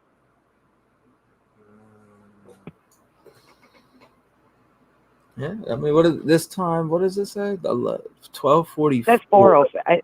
Oh, sorry. I thought you still had the other video up the 405. Oh yeah, AM. the 405 video. Still though, it's still relevant because we're talking about that too. Jeff just had sent this one and I pulled it up. It's the sunroof video, which people, I was skeptical of it, but I've actually seen the full video now, so I'm like, okay, there is a video. There is that video out there. Mm-hmm. Yeah, I just feel like, so with this video, the last few videos anyway that we've got, there's a couple things that I take issue with them, just because they're not verified. So we don't actually know this video, like, verified by the owner, as far as I know, right? Agreed. Okay.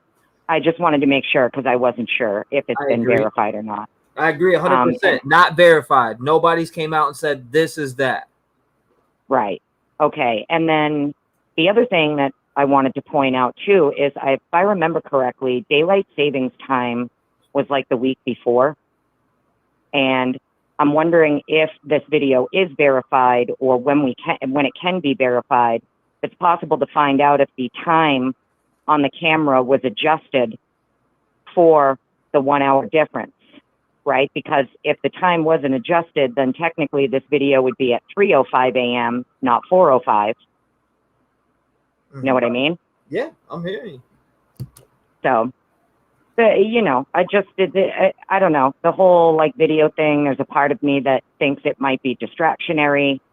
I take it kind of with a grain of salt until we can verify it fully, Yeah, no doubt. And it definitely does need verification to it. I agree with you 100%. We haven't heard that yet.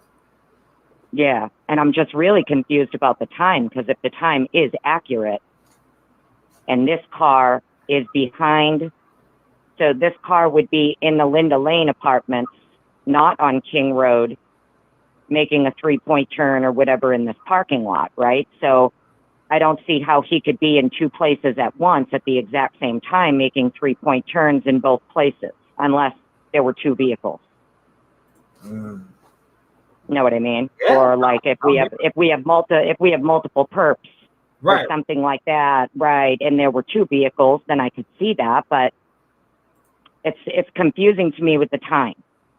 Because the probable cause affidavit does have him making 3-point turns at 4:04 a.m. on King Road. Absolutely, it does say that in the PCA. So I don't know. What do you think? You brought up a very good point, is the validation. We need that validation. We need the verification that this is actual footage. I mean, it looks like it. If you go and look at the video that I took from the interview room and added it with that, but we need verification to be 100% and to stamp it. We need that verification from law enforcement or the courthouse, whatever. Right. Yeah, and see, here's the thing. I'm not even saying that the footage isn't from Linda Lane. It definitely matches up with what that apartment looks like. So I'm not saying it's not. Right, right. Yeah. No, I get what you're saying, 1,000%. I get what you're saying. And Jeff did a really good job. Jeff did a good job with the video. It's just, trying to make sure that the time is correct, the date is correct, that this isn't from a month before and somebody just adjusted the time and the date on it, right? And who is Amber H? Because JLR talked about that. Amber H was the alleged person that released the video. Shout out to JLR on that work on finding out who actually released the video. It said Amber H. So I don't know where that came from, how this leak got out, if he sent it to somebody and put it up in a fake name. I don't know, but we definitely need to know. I mean, it's already out there, so you might as well get to speaking. It's on the internet everywhere. Right. Yeah, I didn't even hear. I don't watch JLR. Sorry. So yeah, you're good. You're good. I mean, I have no idea what he said. Some people don't. No doubt, Eddie. I appreciate you calling up. Thank you for using your voice. And hey, take care. I appreciate you the other night on panel too. You sat very silent and didn't say a word. And hey, bro, listen. I have no problem sitting back and chilling, and just it's fine. I think that as long as everybody knows, sometimes it's okay to just agree to disagree, and it doesn't have to be no hate. Then we're cool. Respectful, just like this. Yes. Well, listen, give Sosa some head scratches for me and have a great day. Yes, man. Annie, absolutely. And I look forward to hearing from you again. God bless you, Annie. Take care, homie. Lock your door. Shout out to Annie. I appreciate it. 219-885-9693. Let's hear from you. Phone lines open. Let's hear from you. So this video footage right here is just, I don't, like, the timestamps right there at the left-hand corner of the screen. You can see it, 12:44. Make your screen big and you'll see it. 910, what's going on? You're live. Hey, T-REV, this is Dr. Mike. I'm the one who called you about your blood pressure the other night. Hey, how's it going, Dr. Mike? Wonderful. I've been drinking Looking water at the since. two videos play. Say again? I said I've been drinking water since. Good. But I saw you smoking a little something on the screen a little while ago. Don't make me come up to Indiana and fuss at you now. Okay, now. What? So, but look at the two videos. The video with the car with the sunroof is definitely not Koberger's car. There's enough video of him being pulled over twice on the ride back to Pennsylvania, once or twice by local cops in Moscow. The white car with the sunroof looks like it's maybe a BMW 3 Series or something like that. It's definitely not the same car. Now, the car from, I guess it's Linda Lane that you released the other day, that's at the 4:05, 4:06 timestamp. That definitely is the right time, date, and place. And it looks like his car. I don't remember who it was that did your editing, but they did a fantastic job of extracting that car out. I mean, would that be admissible in court? I did. You did that? Yeah, I did a zoom in on it. But Jeff just did this one today that I'm showing now. Okay. Well, kudos to both of y'all. Your editing skills are top notch.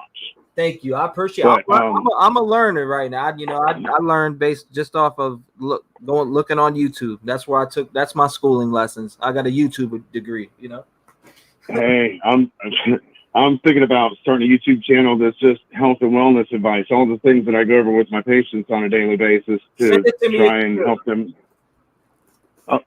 I need help. I know nothing about editing. I know nothing about screen presence or anything. I have passion for what I do. And I think that whenever I'm in a room with somebody, that passion comes out.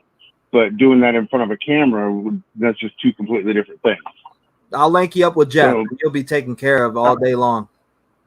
I appreciate it. I'll email you my number so you can get us hooked up. I'll get you hooked up with Jeff as soon as you do that. But yeah, break down your thoughts on this video. I'll respect that because you really. I want so you.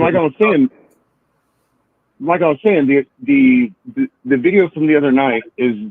I definitely believe that's the Koberger car. But the one that came out, I guess today or yesterday, and it shows the car with the sunroof doing the 3-point turn again, definitely not him. I hear a lot of people have theories. Was it the DoorDash driver? Couldn't be. If it was, then they would have found out within 72 hours, not within 42 or 48 days. And then there's a lot of people who try to link it with it. There's another crime channel that I love to watch. I don't want to call anybody out, but they have a clown in it, and he does really great breakdowns. He was on the channel. He was on here the other night. Yeah. Oh, he was on the live the other night. He was in the stream when the video footage dropped. Shout out to Drip Drop. I love it. But I think he's kind of going down the wrong road because he keeps trying to link the two people with the initials BK together, and I just think he's going down the wrong road there.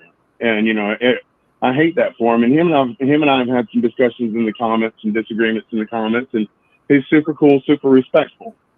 Absolutely. But I don't think that those two were ever linked up together. Yeah, I mean, they've got the same initials and they happen to be in the same place at one point in time, but I think that's pretty much where the similarities stop. Unfortunately, or fortunately, I think the police have the right guy in custody because they can think about Moscow, Idaho.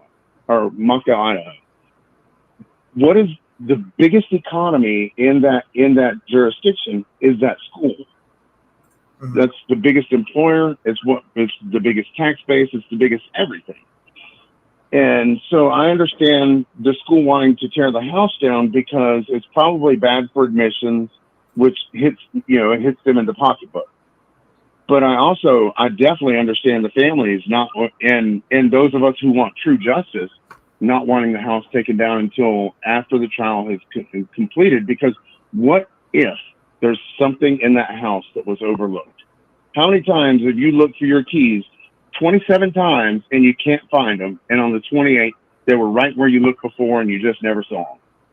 Right. So I definitely don't want something like that to happen. But I mean, I understand that the house being there is probably hurting that block of real estate, because I believe that's right off of Greek Road, which is, that's the place to live if you're a resident student.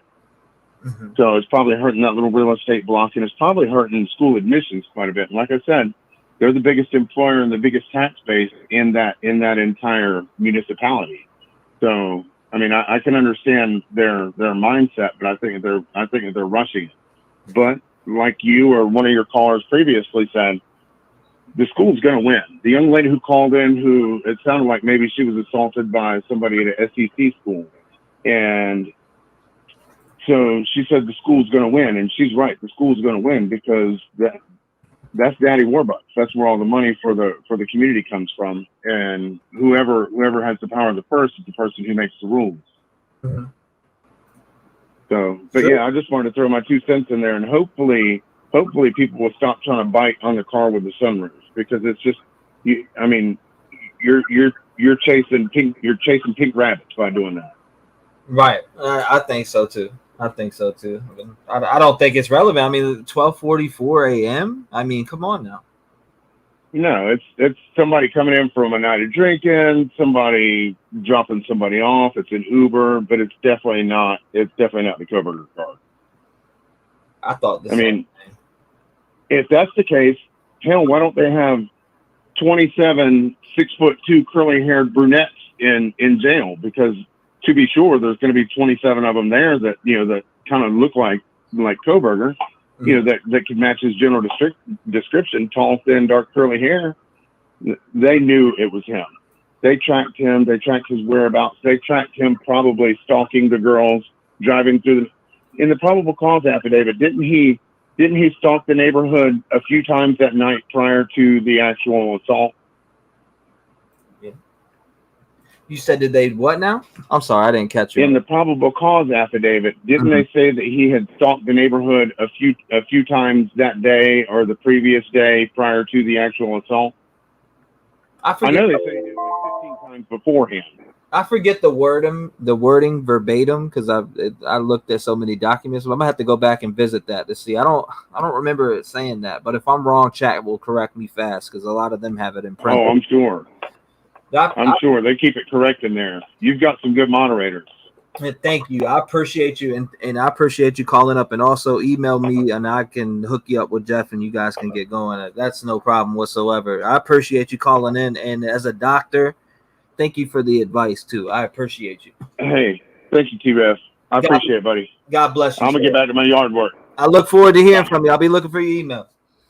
Yes, sir. Thank you. God bless. Shout out to him. Shout out to the doctor. 219-885-9693. Make sure you call in.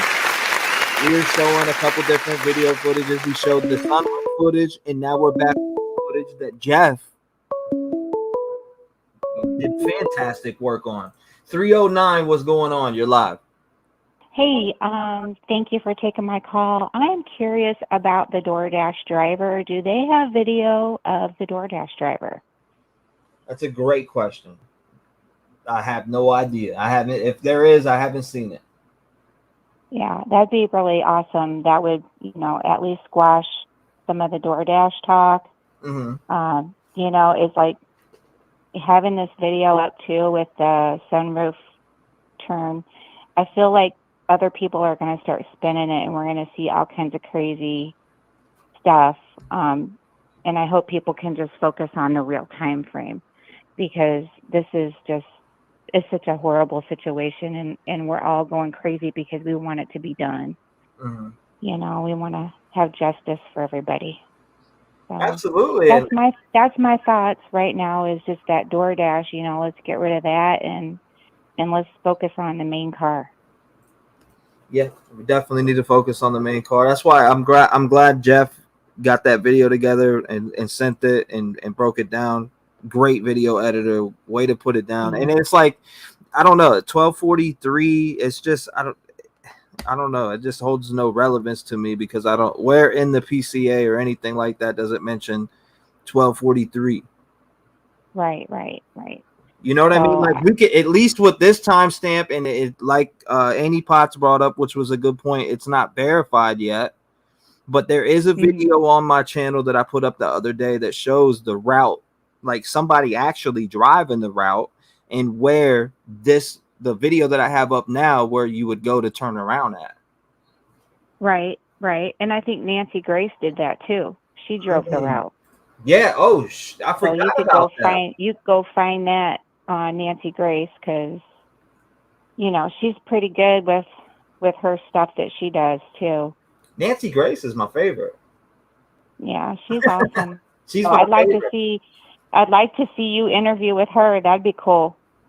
We got Jennifer Coffindoffer Saturday, and then my next goal is Nancy Grace or Bruce Rivers, the defense lawyer. Okay, I'm anxious to see it. Thank you so much. God bless you. Thank you for calling up and being the voice You of the too. community. We appreciate you, and I look forward to hearing from you again at some point. All right, thank you. Bye-bye. God bless. So, lock your doors. 219-885-9693. Everybody gets 5 minutes. You hold the floor down. Whatever your thoughts is, doesn't matter what your thoughts are. Agree, respectfully disagree. It's all about a respectful conversation. If we can have a respectful conversation, then it's what? 757 sent from heaven. Donna, what's going on? You're on the line. 5 minutes. The floor is yours. Hey, I just wanted to bring up something that I noticed. You know the video that you showed? Not this new one, but the one from the other night. The parking lot video. If you look, if you take that video, and I think it's actually on your screen right now, at 4:05, when the car pulls in as far as it goes, if you were to brighten up that side panel, I don't, it's just a thought. You can actually see a silhouette. I'm just curious if that were to get brightened up somehow, if you could see better, have clarity, who is in that. It's one person. You can see that it's one person. I can see a silhouette of just one person. But I'm just wondering if... Are you talking about the alleged person that gets in the SUV? No. I'm talking about when the car comes around the corner and pulls into that parking lot. Not the video that Jeff fixed, the other one. Well, he fixed that one as well. If you go to 405, right at 405 or right around there, the car pulls up as far as it's going to pull up, right? Then it gets hit by a light coming from the opposite side of the car, and you can kind of see a silhouette of a person. I was just wondering if there's any way... Where's that at? I'm trying to see that. A silhouette of a person.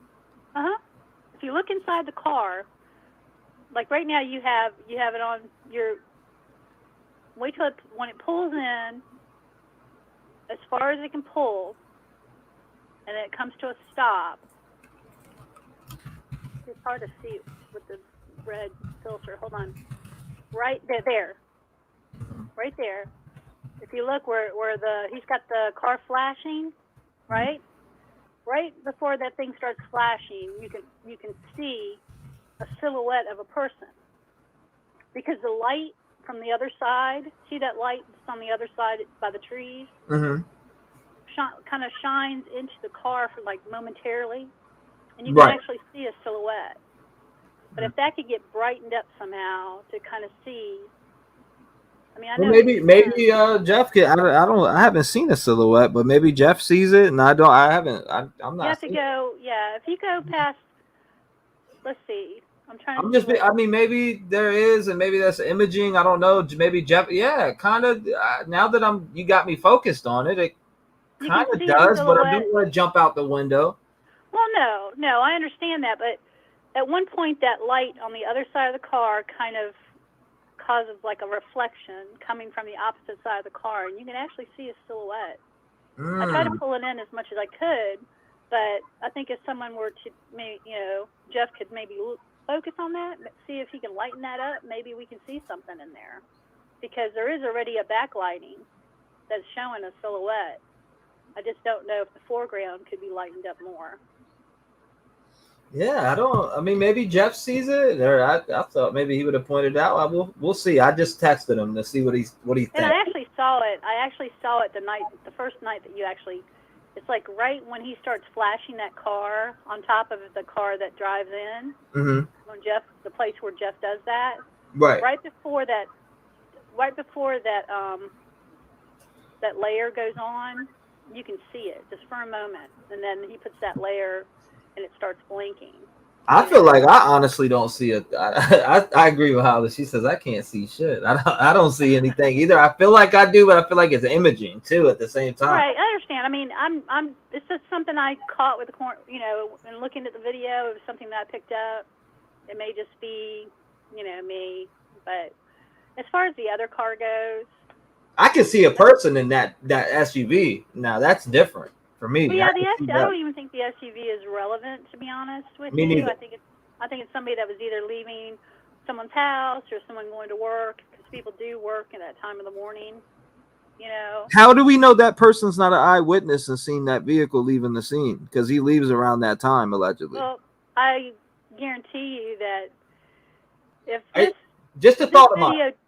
video just came out and the police didn't have it, because evidently, it's someone must have held on to this and just let it go. But whoever that person was, they're probably trying to find who that person is. Interview them to see if they saw something. Mm-hmm. So, but that's it. I want to see if maybe you could ask Jeff to kind of look at that. Oh, I messaged him already. He said you can Okay. see a light in the background through the windows. Well, I mean, I can see, like, it's hard to explain, like, when the car pulls in, and it almost comes to a stop just for a split second, you can see the back lighting coming from, I don't know if it's a light that's between trees or what it is, but it lights up the back of the car, and you can see a silhouette. I just want to see if he'll kind of look at it and maybe see if he sees what I see. I'm trying to, I made the screen smaller so I can see. I'm looking from here Either again. that or I need to make a doctor's appointment for some eyeglasses. Yeah, I'm looking at it again. Because Man. I keep seeing it, but it may just be, my mind playing tricks on me. Yeah, it's kind of hard to really tell. I don't know. It looks like lighting, but I Like appreciate you, Donna. right before that overlay that you put on there, right before that starts blinking is when I see it. Mm. So, Well, we'll see if Jeff sees anything and he lets me know. I'll tell you. I appreciate you calling in, Donna. all right, and I God sent bless you you. 2 emails. I don't know if you got them. I'll check it. I'll definitely check. I've been busy over here jumping back. I know. They're pictures I'm gonna check inside them of out. Brian's car. You can see that there's no sunroof. I got 2 Yeah, different no doubt. bills. Okay. No doubt. Thank you, Donna. I appreciate All you. right. God bless. Shout out to Donna. We appreciate her. Shout out to Donna calling in. 219-885-9693. Make sure you call in. Lines are open. Could be a witness. We just might. That's what I was just thinking. I'm thinking, could we have witnessed the vehicle leaving or something like that? There's something we don't know about. It's gag. 336, you're in the mix. What's going on? Hello. Yes, ma'am. You are live. Hello, it's Holly. I'm from North Carolina. I called, I think maybe once or twice before, but it's been a while. I honestly have not been in chat or anything since probably beginning of January because I had my niece pass away, and I think I had mentioned that in Discord. So, but anyways, so it's been a while. So I am so sorry to hear about your niece passing away, and I hope that you can get through the grieving process. And I'm so sorry to hear that, man. My prayers go out to you and your family. I appreciate that. But no, yeah, it's been a minute. I had been keeping up for the longest time when I was working, and so I'm just now starting to go back through videos and look. And on this one, I think honestly, I don't think it has. I don't know if it's his or not, because I think when I looked up, and I could be wrong, but I'm pretty sure Xana's delivery for DoorDash was delivered at 4. Mm-hmm. The timestamp on her bag, I think, said 4 o'clock or 4 a.m. So, is this the road though that is like right there at them? Yeah, this is Linda Lane. Okay, so it has that turnaround right there on the side. Mm-hmm. Okay, yeah. So, I mean, to me, I mean, I could be wrong, but I feel like, I mean, out of choices, it could be really anybody, but I don't know. I feel like it was too soon for maybe him, unless, you know, he ended up parking somewhere or something. But I don't think, obviously, the second video I know for sure is, I don't, it doesn't look like the car at all to me. But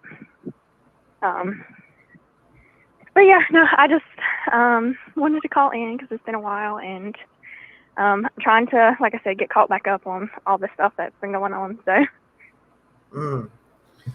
Well, I appreciate you calling in, and I'm so, like I said, I'm sorry to hear about your niece. I mean, that's any loss is devastating.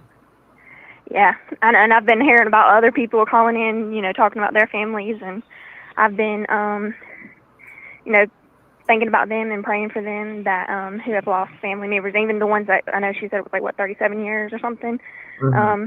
So all the ones who have, you know, lost somebody and stuff like that, definitely lays on my heart because, like I said, she was 12, so Oh my God. you know, No.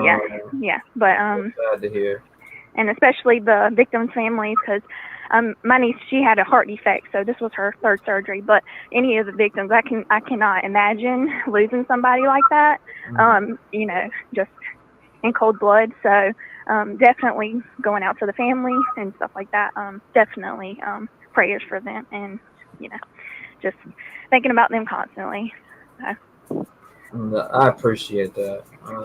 And I appreciate you calling in and sharing that with us. I mean, like I said, I can only imagine what you're going through, and I can see why you'd kind of be laying back and just grieving. And rest in peace to your niece, and prayers out to your family. Thank you so much for sharing that with us.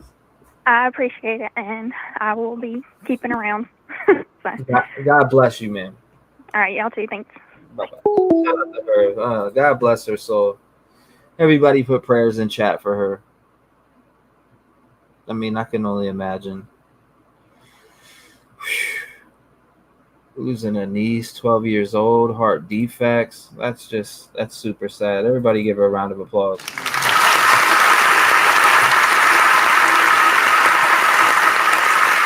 (219-885-9692). Make sure you call in.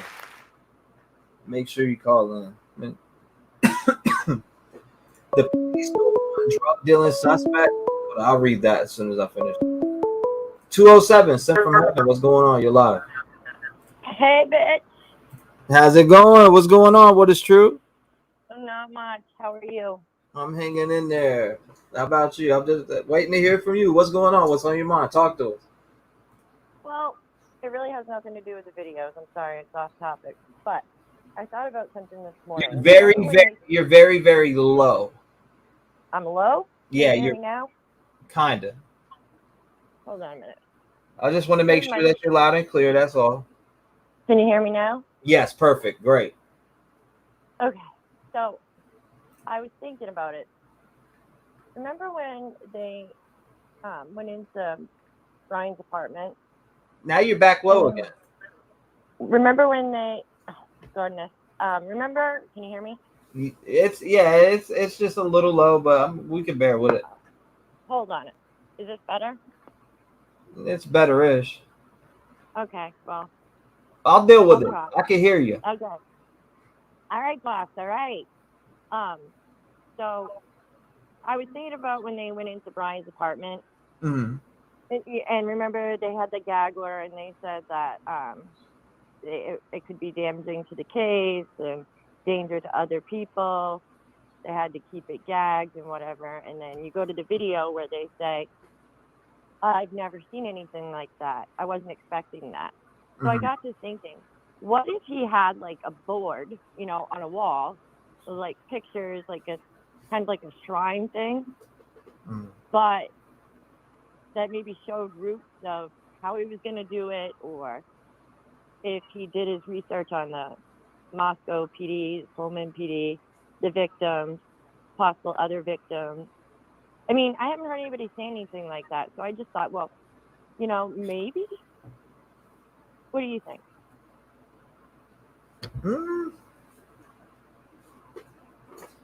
I think a lot of things. Well, I mean, but don't you think, like, I mean, it's a possibility because they seemed shocked when they went into that room. I know they said it was a spare room unused, but they're not going to tell us everything. And like, I wasn't expecting that. Right. And I mean, that's a lot of information if they gathered there. You know what I mean? That could be a lot of evidence that they're not talking about. Well, the specific words that bother me when he went in there, which they kind of cut out, but I wasn't expecting that. He's going to be all over that. That was like his words, almost verbatim. Right. So what do you think that he meant by that? I mean, you know, like, do you have any idea? I have no idea, but the way they said that, it was very, I don't know. That I always thought something about that when I first seen it, and it was brought back to my attention the other night, and I played that video, and it's like him saying, or the officer saying that, and then saying he's going to be all over that. Like, what else could he be talking about? Right. And I mean, the gag order originally, because it wasn't worded like all the other gag order. You know, it was like, this could affect, or the investigation, remember? And they said it could be danger to other people, blah, blah, blah. And then they let it go like a month later. But I don't know. I mean, a lot of people do that. So I just thought, well, I mean, it's a possibility, I suppose. Far-fetched, maybe. But, I mean, I don't know. I think that's weird. I think that when they went in there, they had to have found something. And I thought, well, maybe that was a good question for Jennifer. Along with, I think a perfect question for Jennifer is, does she think that they have the knife and not telling us? Because, I mean, she would know with her experience. Right. Probably. She's been, I mean, come on, go look at high profile cases and stuff that she's been involved with. If you just go look, I mean, she has the experience, and she may not be right about what she's saying, but she's got experience. Right. And I mean, she's got crazy insight to what could be, you know what I mean? And what they could have seen, what they could have found. So that was my only thing. I didn't really have much more than that, because I mean, I'm kind of out of the loop and I'm blind, so I can't really be an asset when it comes to looking at these videos, because I can't see them. Right. You know that, because in Discord I'm always talking about how blind I am. But I don't know. I just question that. And I mean, I personally believe that he's guilty, and I definitely feel like, in my mind, again, it doesn't matter because I'm not going to be on his jury. So I can have my own thoughts. But I think he's guilty, and I think he needs to prove his innocence. I know it's the other way around, but in my mind, that's how it is, because the evidence is there. And there's so much we don't even know. Like, that's the part that kills me, is like, everyone's like, oh, well, they excuse all the things, you know, the DNA, the sheath, the ping, and everything. Imagine what we haven't seen. Because he wouldn't be up for death penalty if they didn't have it. And I wholeheartedly agree with that statement. I said that. I'm like, man, why would they double down on the death penalty if they had a weak case? Right, they wouldn't. Him getting off and then not being able to retry him. They have to have it. It's a loss. But, I mean, that's just my opinion. Love the gang. Love everybody. Thank you for doing all you do. It was a beautiful show last night, and I really appreciate you focusing on the victims and their families, because there's not enough of that, I think, out there in the community, and that's why I love this one. Well, I appreciate you. What is true. I was starting to worry about you. I was like, where does True go? Well, you know, my husband versus Bridge, so he got banged up a little bit. So. Well, shout out to your husband. I hope he's okay. He is. Thank you, and love you guys, and have a beautiful day. Keep up the good work, boss. God bless you. What is true. Thank you so much, and I'm glad to hear that you're okay. And Prayers for your husband. Thank you. No problem. Thank you, What Is True. Bye-bye. Lock your damn doors too. Yeah.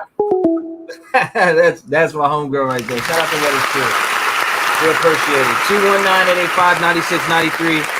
Shout out to Jeff right here on where this is located. This video is where it's located. Shout out to Jeff. 304, you're in the door. What's going on? Hey, T-REV, this is Sherry from West Virginia. Sherry, what's going on, Sherry? Shout out to you. It's been a long time since I've called, but I've not stopped watching your show. But I've been worried about Sosa. I'm a dog lover. Thank you. He's doing good. He's been doing good. Okay. Everyone knows that I watch your show and how popular you are. And if it would be okay with you, can I run something by you that happened here where I live to get the word out a little more? Sure. Yeah, go ahead. Okay. Where I live is Chapmanville, West Virginia, very small town. One of our city policemen was the canine handler. The dog's name was Chase. He was beautiful. Mm-hmm. On April the 3rd in South Charleston, and I can say his name because it's out all over the place. His name was Marcus Dudley. Mm-hmm. He reported that Chase had went out to use the bathroom and jumped the fence, and which about 4 days or a week later that all the cameras around showed that was a lie, that it wasn't true, that he didn't jump the fence, that he was never put out that morning. Anyway, he's missing. My gut feeling says he's not alive. I've done everything I can on my end here, boots on the ground, trying to find him and get word out. They fired him. Chapmanville fired him, and he left. He left the state. He went to Georgia, they say. And the dog's still missing. His name's Chase, C-H-A-S-E. He's a German Shepherd. He's just a wonderful dog. And I just wanted to get the word out because you never know. A lot of people said he may have sold him. A lot of people said that, he's died different ways. But if anybody out there in chat would see maybe a dog that has been sold to someone or anything like that, he's a canine.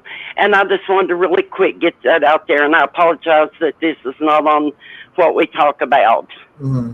You don't have to apologize. You're a voice in the community, and you've called in plenty of times. I've heard from you, so I'm glad you called up with that. And Papa Sal lives in West Virginia, so there might be multiple people that live in West Virginia. So if you can send me some more information on that in my email, I'll have no problem sharing to Twitter and posting on the community page and stuff like that. Okay, I don't do a lot of that, T-REV. I can barely get on Facebook and YouTube. The other night when I was watching you and you first put this video on there about the car going around that block, mm-hmm. And you said, at a certain time you could hear a dog bark. Mm-hmm. So I'm deaf in my left ear. So my son, he is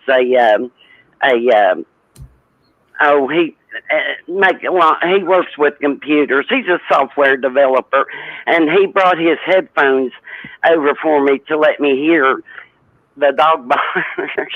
But anyway, I'm not too good with the computer or anything, but I just wanted to put that out there in case anybody in chat would maybe hear about a canine or something. So anyway, I won't keep you no longer. I just wanted to put that out there and tell you I still love you, and I still watch your show, and I love Sosa. And I love everybody in the chat. Thank you so much, Sherry. I appreciate that. And hopefully anybody that lives in West Virginia, please play that back. And thank you so much for sharing and putting that out there. I had no problem with that. God bless you, Sherry. Okay, you too, T-REV. Keep it up. Bye-bye. Bye-bye. Shout out to her. If anybody knows anything about what she just brought up, that missing dog,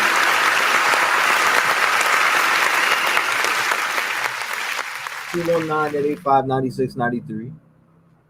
Lines are still open. Thanks, Jeff, for the video. He said this part 6 times, in my opinion. Hold up.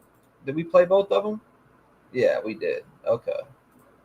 Just want to make sure I covered both of the new videos that Jeff sent in, which is that one and this one. Okay, we got it.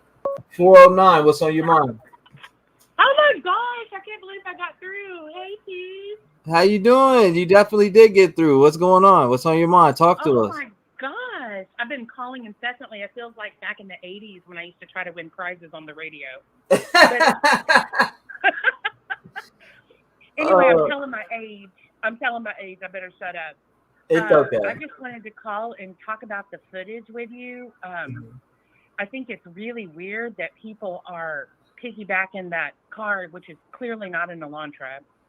I mean, I don't know shit about cars, but I can tell you that's not an Elantra. And it's not Brian Koberger's car because it has the sunroof. And they're trying to say, oh, well, this is the car he was driving, which we don't know. And trying to say that it's him, and therefore he couldn't commit the murders because the car's different. Sosa.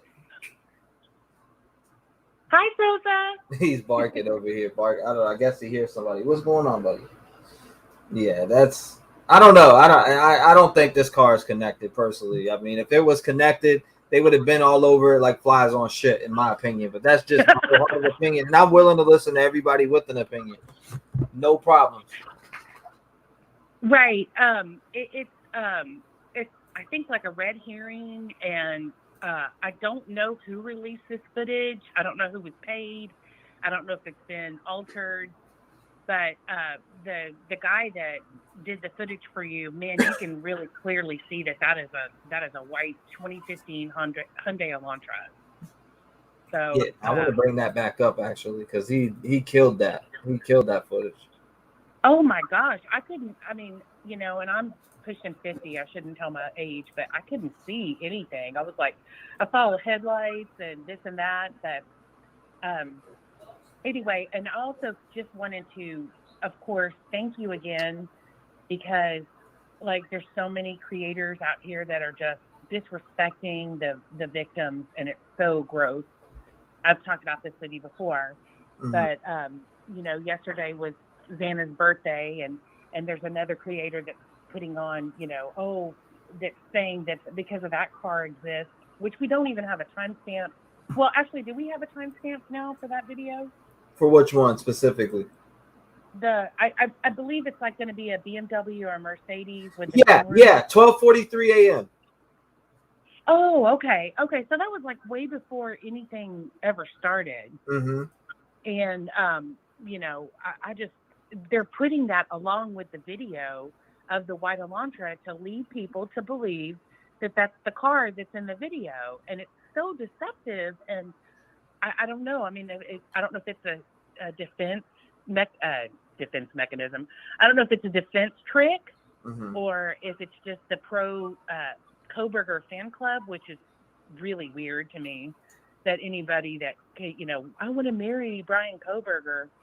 The dude is definitely he's off. He's weird. I mean, he's very awkward. And I don't say that lightly because I have, I have a motley crew of friends. I have all kinds of weird friends, and I'm weird myself. So I don't say that. But when I look at him, I just get like a really bad vibe, So, and maybe that's wrong. Maybe I'll be proven wrong. But so far, the evidence points to him. He's the one in custody, and now they're doubling down with the death penalty. So I believe that they've got, a lot more than they're telling us. I'm not so sold on the pings because I know that pings, I think the towers cover like several miles. So I'm kind of a little confused about that because I don't know really much about that. So hopefully they'll have an expert that can explain how that they knew that it was, him and that he was right there. And I'm thinking like maybe Steve Gonsalves gave us a hint by saying that he did touch on their Wi-Fi, and I heard him say that myself. So, and then my husband was trying to explain like triangulation and all that, which I have my, I don't know anything about that, but hopefully they can explain that, because if it's just pings, there's only a couple of towers in that, like a 20-something mile area, which, so they must have some kind of way that they knew that it was him, that it was his phone. Right. Exactly. That's what I'm saying, because people are trying to dismiss pangs, but how many times has pangs been used in murders to, get the suspect?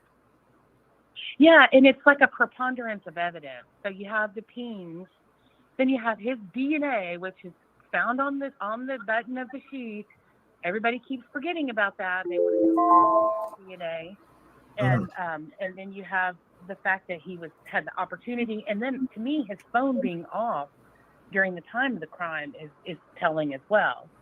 And he's just a weird dude that studied criminology. He's a stalkery kind of guy, and so anyway, I know my time is out. Again, thank you for all the good work you do and respecting the victims.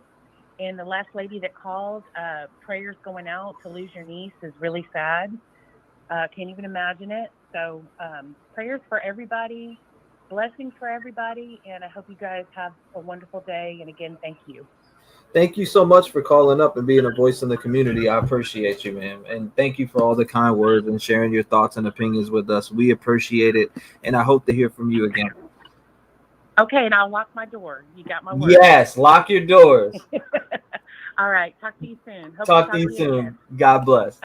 Shout out to her. Beautiful phone call. Hold up, we got the SUV video. We got an SUV video. Hold up 1 second. I want to get into this SUV video. I'm opening phone lines 219-885-9693. We are going to play this SUV video that Jeff has up on his channel. I do want to drag it over here across screen again. Shout out to Jeff. This is Jeff H. If you can see on screen right here, Jeff H. right here, 145 subscribers. Make sure you stop by there. He will be doing video work for Rev, and he's going to be somebody that joins the team, or he actually really is already on the team. So shout out to Jeff.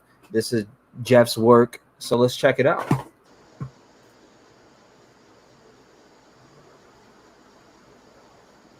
Lamb not T-REV. All right, hold on. Let's move this.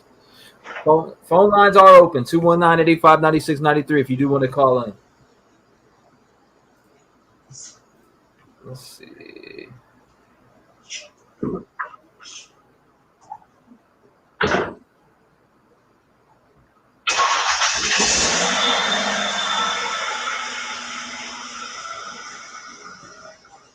I kind of want to see the difference from the one that I have on, that I got up on there.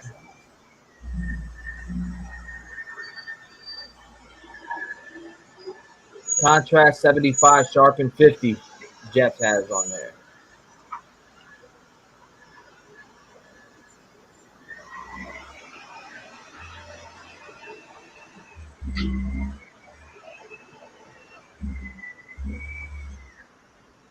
Exactly like the same car in the footage.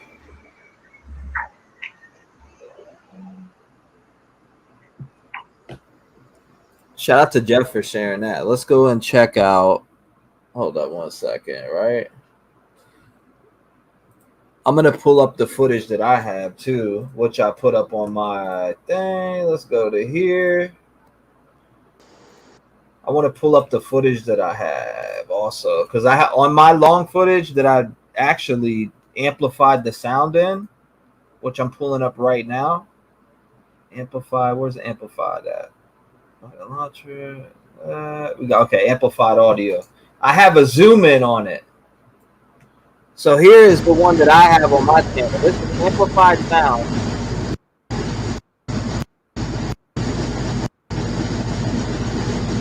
Very loud, by the way, because it's super amplified. What's the timestamp on?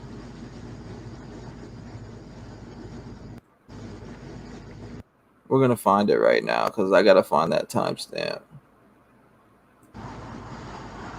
4:13, so it's at like 4:23, correct? Right here. Here it is. Let's make sure that we're on the bit rate we want to be on. Because I zoom in on it too, like Jeff just did.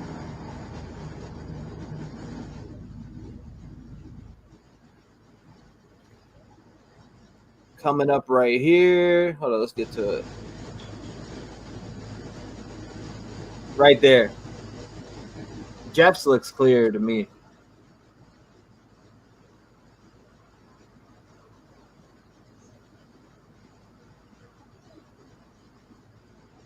Like you'll see, you'll see right here.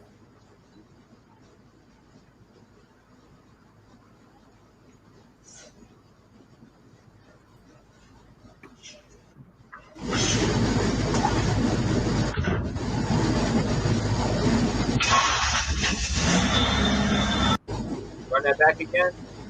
I got it. I try to zoom in far, but it made it even more grainier in my opinion. But you can see inside the car.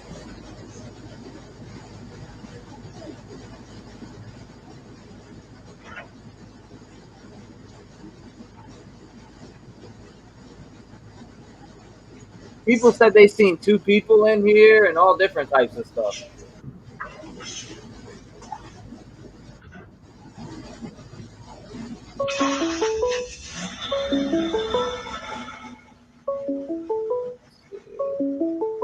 $360, what's going on? You're live.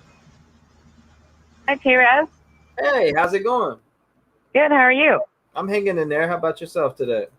Good. Now, I have a question. Maybe you can ask Jennifer Coffin down there because it's not talked about a lot. But they searched his parents' house in Pennsylvania. Mm-hmm. I thought I saw on there that when they were talking about everything that they found, there was something on there, and I could be wrong, but if I remember right, that they took a picture of something, but left it. Like they took a photo with something. Are you now? They took a photo exactly where? When they were talking about all the the evidence that they took out of the home in Pennsylvania, and you can probably go double check it. But when they're talking about everything, they mentioned that there was a photo taken, but they didn't take it. Like they took a picture of something there, but did not take it. So it's been bugging me about what that was. What was it?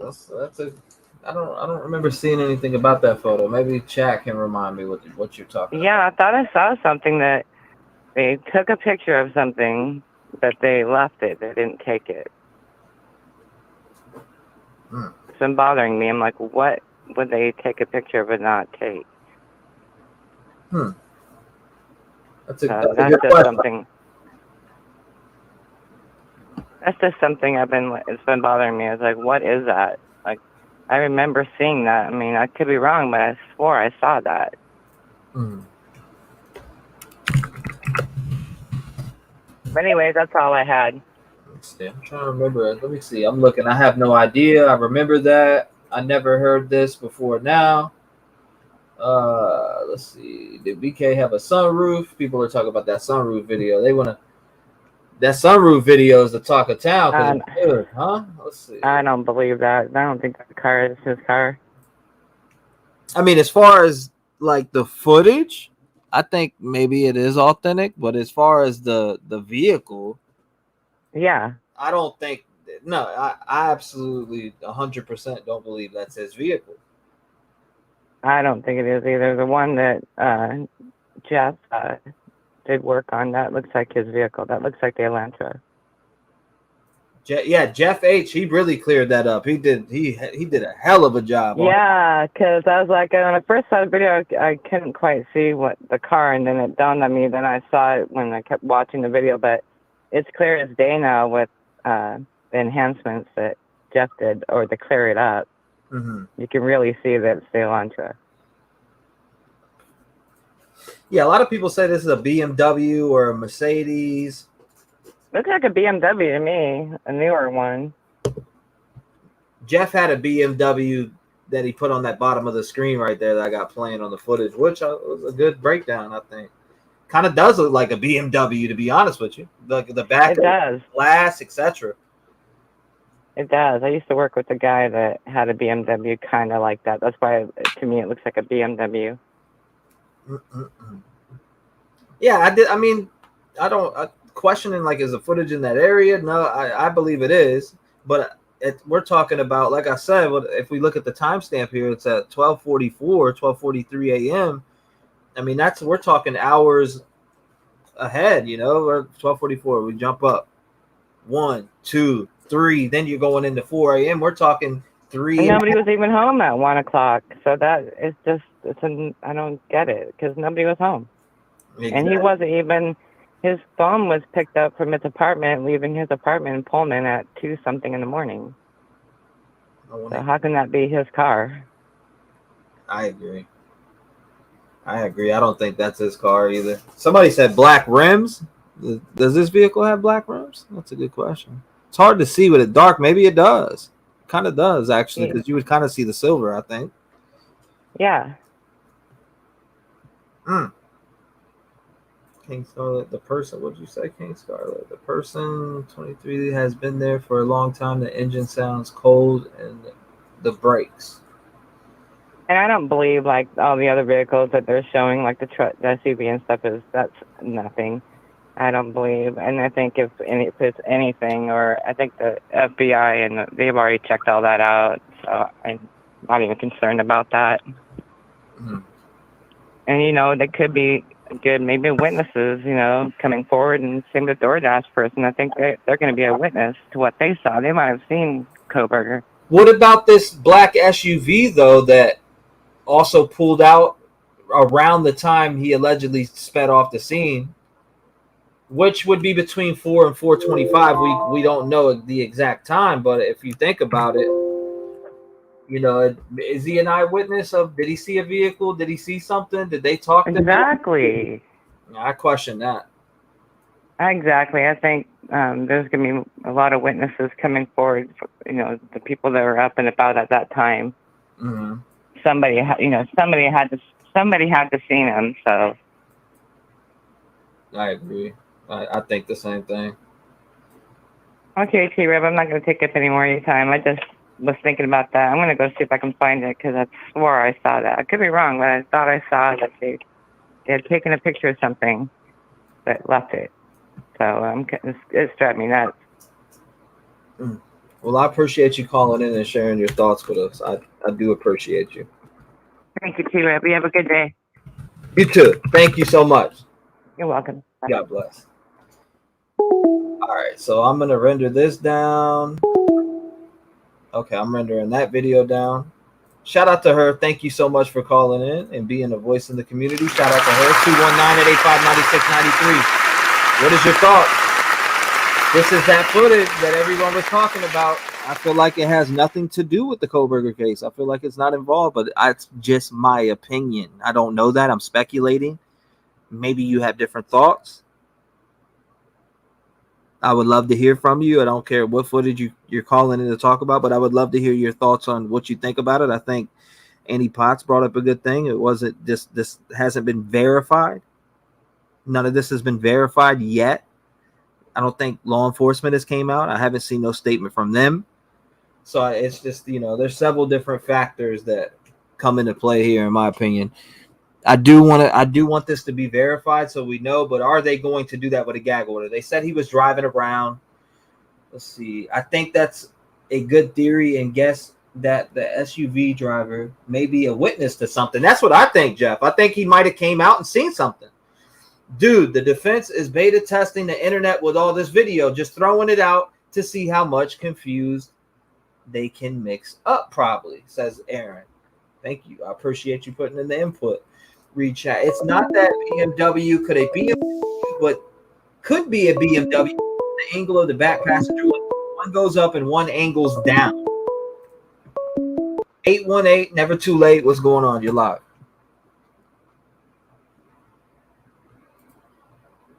818, can you hear me? You may be muted. Hello. Hey, what's going on? T-REV, how you doing, buddy? What's going on, my brother? How you doing? I'm good, man. So,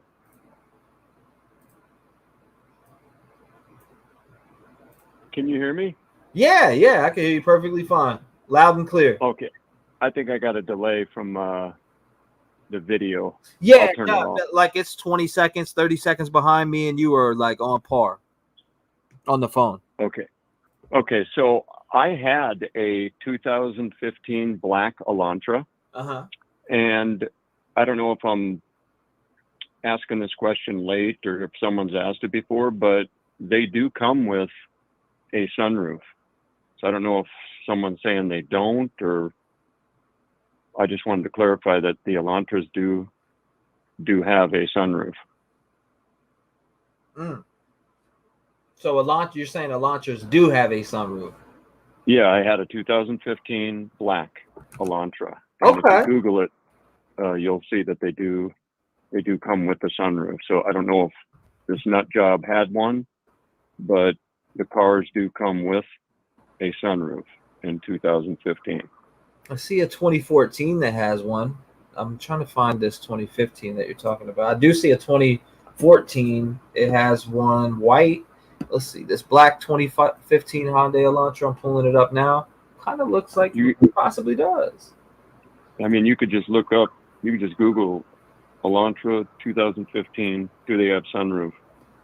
And it will say they come with the sunroof because mine had one. Okay, that's a Hyundai Elantra sunroof. And that, because I had the car, I know the car well, that is an Elantra, 100%. That's a white Elantra. Looking for a sunroof. I see a Hyundai Elantra SE, but I don't see a sunroof on it. This black one maybe has one, but that's a 2013, 2014. Let's see. 2013. Let me see what I put in my search. I typed in, do 2015 Hyundai Elantras have a sunroof? And it says, limited have a sunroof, question mark. Yes, the 2015 Hyundai Elantra Sport comes standard with a sunroof. Sunroof comes with a power tilt and slide feature and sunshade as well. And that's what mine had. Okay, I'm looking here. It may look like this one. Let's see. I got a 2015 black, like you were just explaining. I'm trying to see the part where it would show a sunroof. It's not showing everything but the damn roof. And then it also says, do Hyundai Elantras have sunroofs? And it says, complete with leather trim, seating surfaces, your approach towards a more comfortable life. Begins with the Elantra, an available leather-wrapped steering wheel, shift knob, makes this car an all-star selection for any owner, and the available power tilt and slide sunroof opens you to a new side of life. Under Google, if you search it. Yeah, I'm Googling it. I seen a 2013, a 2014, where's this 2015 Hyundai Elantra sunroof? 2015 Hyundai Elantra sunroof, images. Let's see if we can pull up images and see if we can get a clear shot. Pre-owned 2015 Hyundai Elantra FWD with a sunroof. Yep.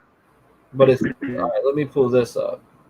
All right. It gives options. It says 15, 16, or 17-inch wheels, heated side mirrors. I had that. Remote keyless entry. I had that. Available power moonroof. I had that. Available fog lights. I had that. And then available projector beam headlights with LED accents. I had that. Okay, so let me see. Where'd that go? You do a great job, man. I've been listening to you. You really do, man. Because you know how people can change things and this and that. And you're very cautious how you explain, hey, this might be from some whack job on the internet trying to get attention, this and that.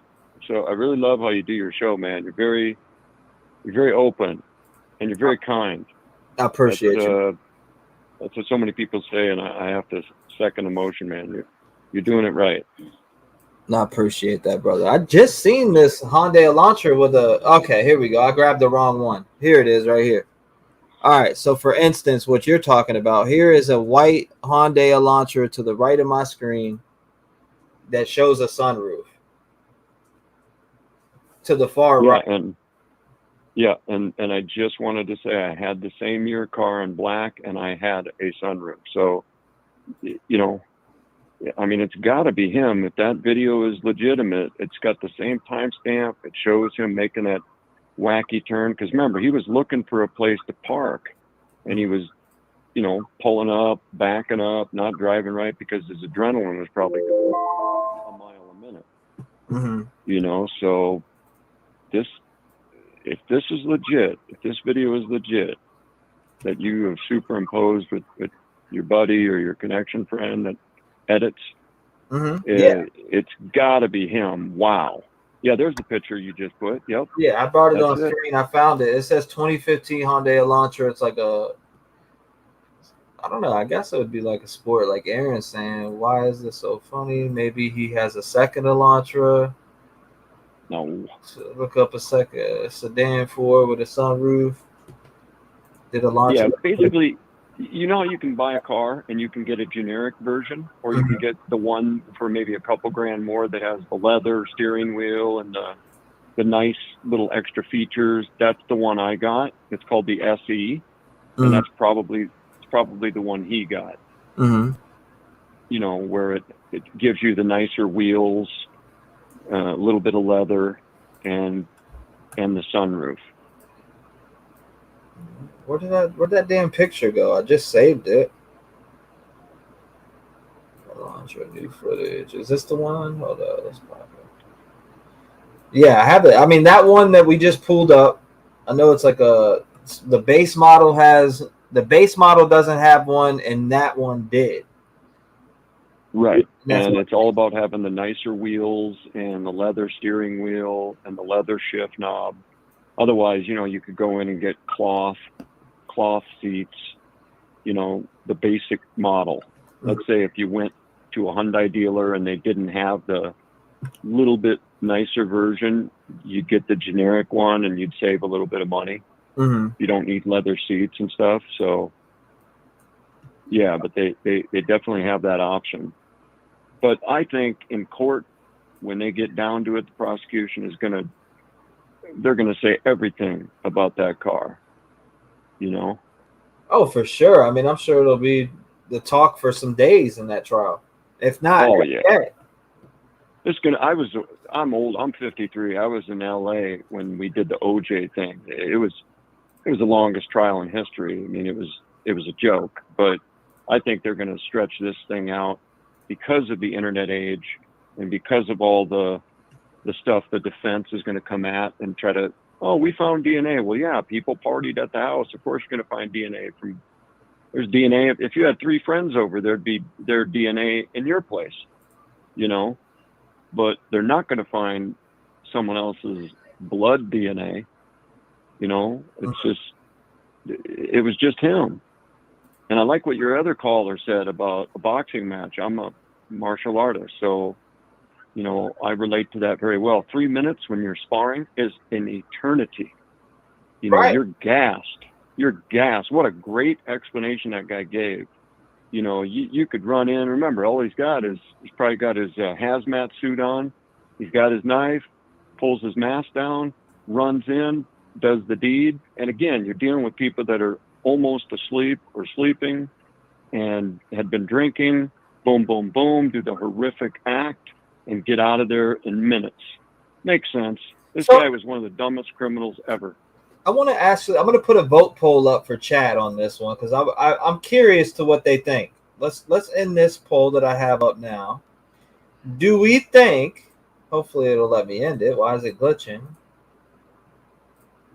It's actually glitching on me. End poll once again. We'll try this again. Let's refresh it. And just real quick, if I may throw this out there, brother. Yeah, go. To me, and again, I like how you let everybody have their opinion, even if you respectfully disagree. That's very kind. It lets people know that they're accepted, and you know, that's a good thing, not to shame people, even if they have a ridiculous thing. You know, You're like, hey, I respectfully disagree. You know, that's really cool. Well, let me just say this with common sense. Like the guy or the lady earlier said when his dad was there dropping him off and saying, hey, can you be his friend?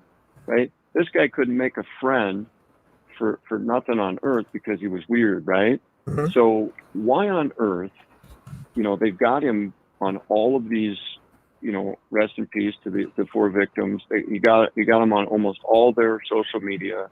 He got him stalking. He got him with everything. Why on earth and how on earth could he talk somebody else into going with him and being part of this? It just doesn't make any sense. And if you listen to any detective worth his weight, I was just watching an old interview of Phil Van Adder, one of the detectives that did the OJ thing, when people used to give him, it was the sun, it was this, it was that, it was yada yada. He said, listen, you go where the evidence takes you. You don't go into these other theories. Sure, you can make a phone call or you could do an interview with somebody, but if we found OJ's shoes, OJ's footprint, the blood trail, his blood leading to his house, and Nicole and Ron's blood with OJ's in his Bronco, in his house, in his shower drain, on his socks, why on earth are you going to start saying, gosh, I don't know if he's the real one. Let's go and look and just guess and do a poll and see if somebody else was there with him. You know what I'm saying? Right. It's like, go where the evidence takes you. When people are trying to say, oh, I know it was somebody else with him. He was a psychopath, man. He had this planned out in his brain. He couldn't get a woman, couldn't buy a date. He was obviously nuts. He wanted to pull off the perfect crime. Ends up, he's one of the dumbest criminals on earth, turns his phone off, drives his vehicle there, is on social media, buys a knife on Amazon, leaves the sheath under the body, has the DNA on it, is caught by the FBI, going through the trash with bags that he put, wearing gloves, cleaning his car. Come on. Nobody else is going to, you can't talk somebody into doing this with them. No doubt. And yeah, I agree, brother. And I appreciate you calling in and sharing your thoughts and opinions. I'm going to get some more calls, a couple more calls. Right on, man. But I appreciate you, brother. Very informative phone call. I'm glad you did your research. You called up, you spoke, and you shared your opinions and thoughts. And I appreciate that. And I appreciate you, buddy. Thank you, brother. Appreciate you, man. Have a great day. Keep doing a great job. Yeah, make sure you vote on the poll, too, because I put up, do you think this is a Elantra, a BMW, or other? And I just put the vote poll up because of your phone call, actually, and finding that 2015 Elantra with a sunroof. I wanted to put that out there and see what the votes and see what people are. And only because I had one did I call, because I hear all the speculation. I'm like, I know this car through in and through out. I had it for a year and a half, and I'm a car guy. So I'm like, no, this is not the others. I will vote. But again, people are going to be people. They're going to speculate, and you respect people, and so do I, and that's a good thing. But hopefully that quashed some people's thought of, gee, I think it's an M3 or it's a Tesla or something. No, it's an Elantra. Well, I saw the video with the police too. Right, and I appreciate you bringing that point up about. See, the thing is, though, and it's important to listen to both sides. I feel like 100%. When you're covering stuff like this, you have to listen to both. So even you're gonna hear stuff you don't want to hear, but if you can have a respectful conversation without each other disrespecting each other and just going for each other's necks instead, you're gonna have people that question things, and then you're gonna have people that are thinking a whole different side, and you gotta respect. And then you become, and you know what, T-REV, you're doing it so right, man. You're doing it better than I could do it, because you're actually like an attorney. Attorneys don't just shut people down when they go in and say, hey, or police, if you're calling and say, I have a tip, and you maybe are way off, they don't say, hey, you're a fool. Why did you call me? You're wasting my time. They say, thank you. I'll make a note of that. You got to think of everything. So you're doing it right, man. 100%. I appreciate you. I kind of got off track for a little bit and was just, I don't know, people felt shut down, and I want to apologize to the people out there that felt shut down, felt like they couldn't come and speak here, because for a little bit it did get off track, and I wanted to put everything back on track, and I feel like we are back on track. You got to hear both sides. You got to listen to everybody, no matter if you do not want to hear it. Open mind, think of everything. These victims, they need the justice, and not only that, yes, we believe that this person needs a fair trial, and we want to see the evidence also. So we don't want no innocent man being in jail. Do I think he did it? No. Yeah, I absolutely do think he did it as of now, but could things change that? Absolutely. Yep. I've always said That's why you gotta let it come out in trial. And listen, the bottom line is, You said it right again. We're all invested in this because this is a horrific crime. Haven't seen something like this really ever, the way this type of thing went down. And we're all frustrated. We want justice. So I think everybody has, well, most people, aside from trolls, have really good intentions.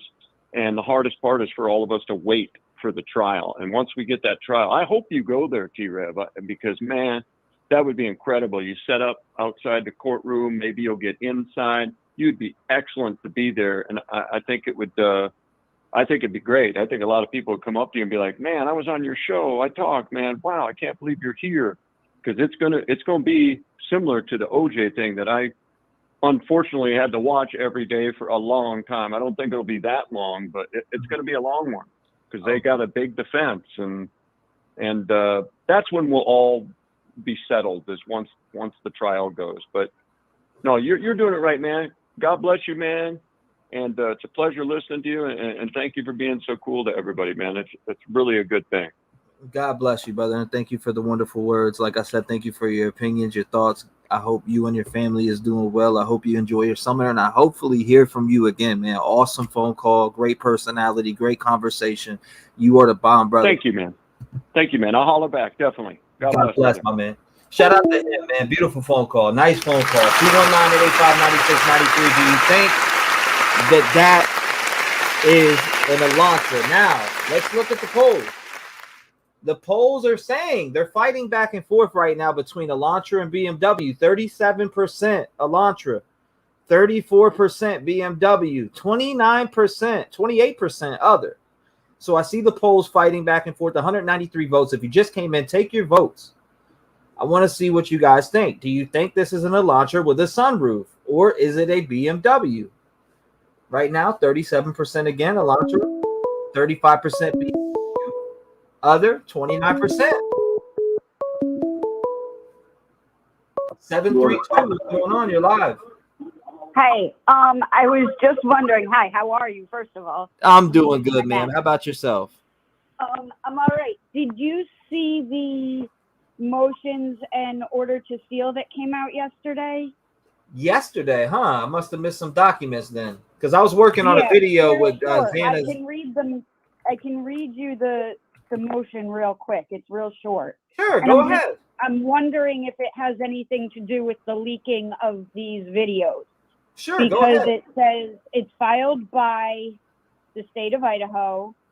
It says, come now, the state of Idaho, by and through the Latah County prosecuting attorney, and hereby moves the court pursuant to Idaho Court Administrative Rule 32G1 and Idaho Code 74-124 for temporary order sealing the stipulation to extend return of evidentiary items herein, because release or disclosure would, 1, interfere with enforcement proceedings, 2, deprive a person of a right to fair trial or an impartial adjudication, 2, again, constitute unwarranted invasion of personal privacy, 3, disclose the identity of a confidential source, and or 4, disclose investigative techniques and procedures.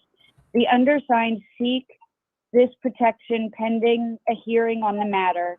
Wherefore, the state respectfully prays that the court seal from public disclosure the stipulation to extend return of evidentiary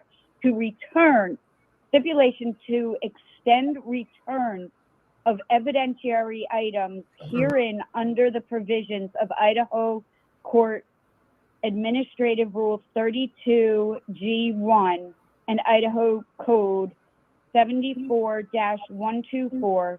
Defense counsel Ann Taylor has informed the state she has no objection to his motion. Respectfully submitted this 3rd day of July, 2023. Signed, Ashley Jennings, Senior Deputy Prosecutor. So that's the motion. And then the order was basically granted. It doesn't really say anything more. It just says based upon motion of the state to temporary seal the order extending return of the evidentiary items filed herein and no objection from the defense counsel, the court does hereby confirm the order that the order extending return of evidentiary exempt from disclosure and seal pursuant to Idaho Court Administrative Rule 32G1 for the reasons stated in the said motion until hearing can be held on the matter, so ordered the 5th day of July, which was yesterday. Okay. So I just find it interesting that that happened right when the video was leaked. And it says return of, but we don't know who it's asking them to return them from. Right. Very interesting. Yeah, I saw it last night, late last night. So I just thought it was interesting and had wondered if you or anyone in the chat had seen it yet. Yeah, that's good. I'm going to get this actual documentation right now. I need to add that to my folder, and I know exactly where to go get it at. Yeah, it looks like it was posted twice, but they look like they're the same thing. Because there's 2 orders or motions to seal and then 2 orders to seal. I'm surprised I don't see that document up. Maybe it's the ones from the other day. There's a bunch of them. No, it's on the 5th. It's on the 5th. Okay, so thank you for clarifying that. Yeah, if you go to the the State of Idaho Judicial Branch. Yes, ma'am. Under Koberger, unless I'm under the wrong State of Idaho v. Koberger. It's all the way down at the bottom. Where did I go? Yeah, 7-5.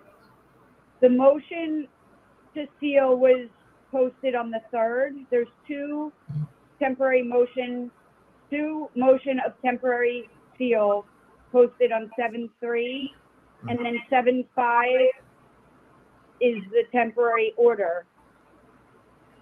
Yeah, I don't know why it's not up on where I usually get my documents at. Where did you find that at, by the way? Because I don't see it on my guy's page. To coi.isc.idaho.gov. COI.ISC. Yep. .idaho.gov. Okay, I got you. I actually have that bookmarked. I don't even know why. Different cases in there. Like there's a few different high-profile cases. If you go down to State of Idaho v. Brian Koberger, it's all the way down at the bottom under that one. Thank you. Because they're all listed by date. Yeah, I see it right now, actually. I do see I basically stalk that website. I see both of them, I actually. keep it up on my iPad and constantly refresh it. I see it right now, which I'm saving both of them. Actually, thank you for reminding me about that website. I actually had it bookmarked. I don't even know why I didn't look there. I usually get it from a guy on Twitter called the Docs. Yeah, I follow the docket too, but he's not always the first. Because sometimes I'll just check the site, and sometimes I see it before he gets it up because he does so many different cases. Yeah, he does. He covers so many different cases, but he usually has it. But it just reminded me about going straight to the website just for this case in general, because they are up to date and quick. Usually when the documents come out, they're right there. Right. And that's where he gets them from here. So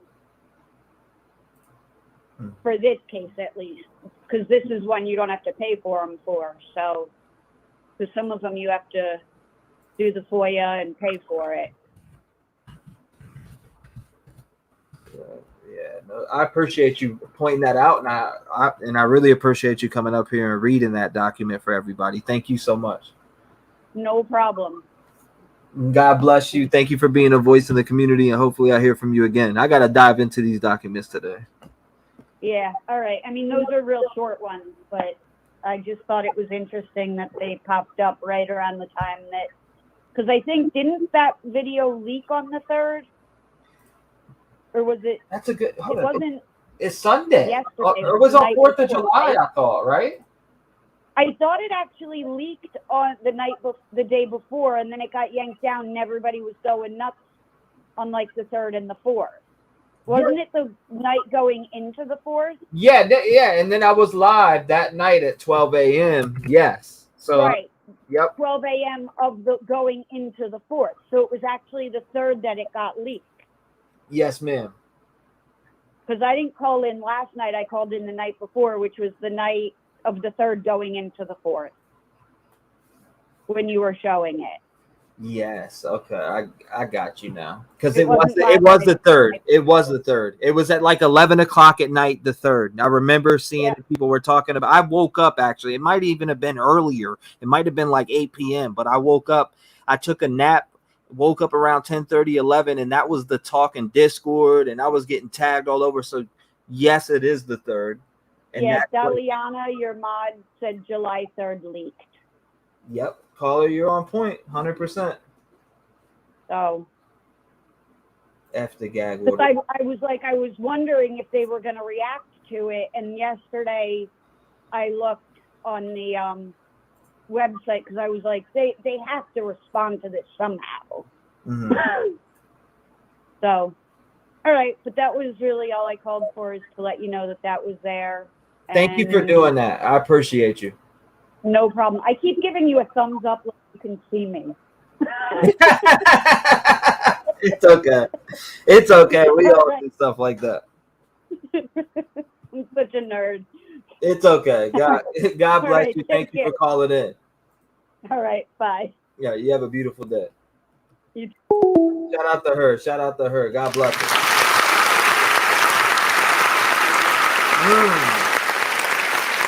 So, let me look at the consensus in chat right now on the votes. 300 votes. All right, so 300 votes, 36%. Tied right now. BMW, 36%. Elantra, 36%. 28% other. Now, BMW's in the lead. People think BMW more than other. We got 303 votes. If you are coming in, make sure you hit the vote poll. 304 votes. BMW is in the lead. People think it's a BMW on this video right here. The video footage is right here. Full screen. Check it out. Do you think that's a BMW, or do you think it's an Elantra? 219-885-9693. Let's hear from you. I see somebody that just called. Let's see. Okay, there we go. I got it. Off do not disturb, so calls will go through. I think Karma had it. Thank you, caller. The lawyer, discussed it yesterday. Thank you for letting me know that. Ghost Devil says they're not. Now, I was focused on Xana yesterday and knocking out that interview for Xana. We focus so much on this case, and I think it's very important to focus on who these victims were. And yesterday was Xana's birthday, and I have an interview with someone very special to her, her grandma. She called her G-Ma. That's somebody who was very close with Xana. We were able to surpass Rev Gang community. The Rev Gang family made me so proud yesterday. We surpassed the goal. It was at $1,300 on the GoFundMe yesterday, and we passed it. At the goal was $3,000. We passed it. So shout out to everybody. That means so much to them.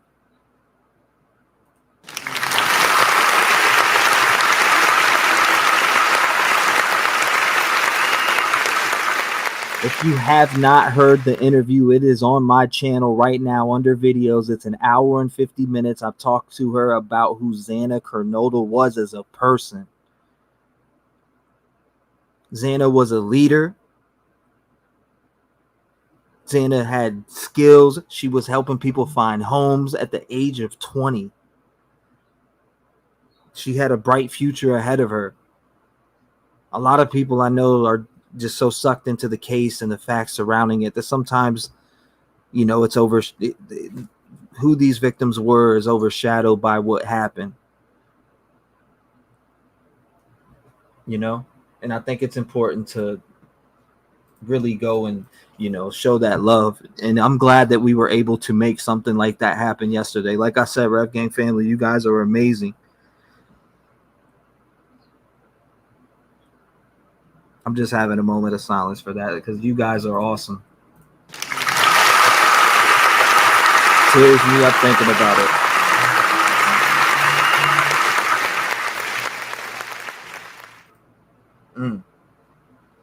Tears me up thinking about it, man. It really does. 219-885-9693. Make sure you call in.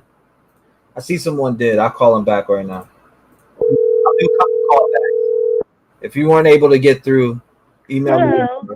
Hey, what's going on? I seen you called. I was talking. My bad. 917 in the building. What's going on?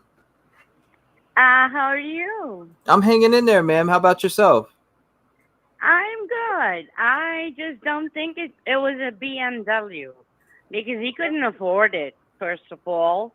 And number two, the cops have the car in evidence. Mm-hmm. You know? So I would leave it up to FBI and LE to do their job and not interfere. I see a lot of interference by other people alleging things, and that's not the American way. Talk to him. You know? So it's very important that we allow the justice to unfold in the proper manner. Because the jury was racist, OJ got scot-free. The entire black community did not like what happened to them. Mm-hmm. You know what I mean? So they took revenge on us. That's not correct. The Casey Anthony jury, they just did not get it. They did not get the connection. So that's my point of view. We should not think BK should be put to death right now. Mm-hmm. We should give his family the respect they deserve and honor the U.S. justice system. Absolutely. And I love your show, and I am so proud of you for clarifying the Kim issue. Yeah, that was, I don't know. You already know what I think about that. Oh, yeah. Oh, yeah. Yeah. And that was a great job by you. You and JLR, that you guys do a wonderful job, almost to the extent that you might be eligible for a Pulitzer, in my opinion. But who am I? I just follow the news. Yes, ma'am. Yes, and I'm also an author and a psychologist. You're and a what? I'm calling from New York. You said you're a what now? I'm very proud of you, and keep up the good work. Thank you, ma'am. God bless you, and I appreciate the wonderful words. You said you were a psychologist and a what? Psychologist. Yes, and I work with the developmentally disabled. I am also a corporate compliance officer. You are the bomb. So I know the rules and the regulations. Yes, ma'am. Yes, and I have plenty of investigative background.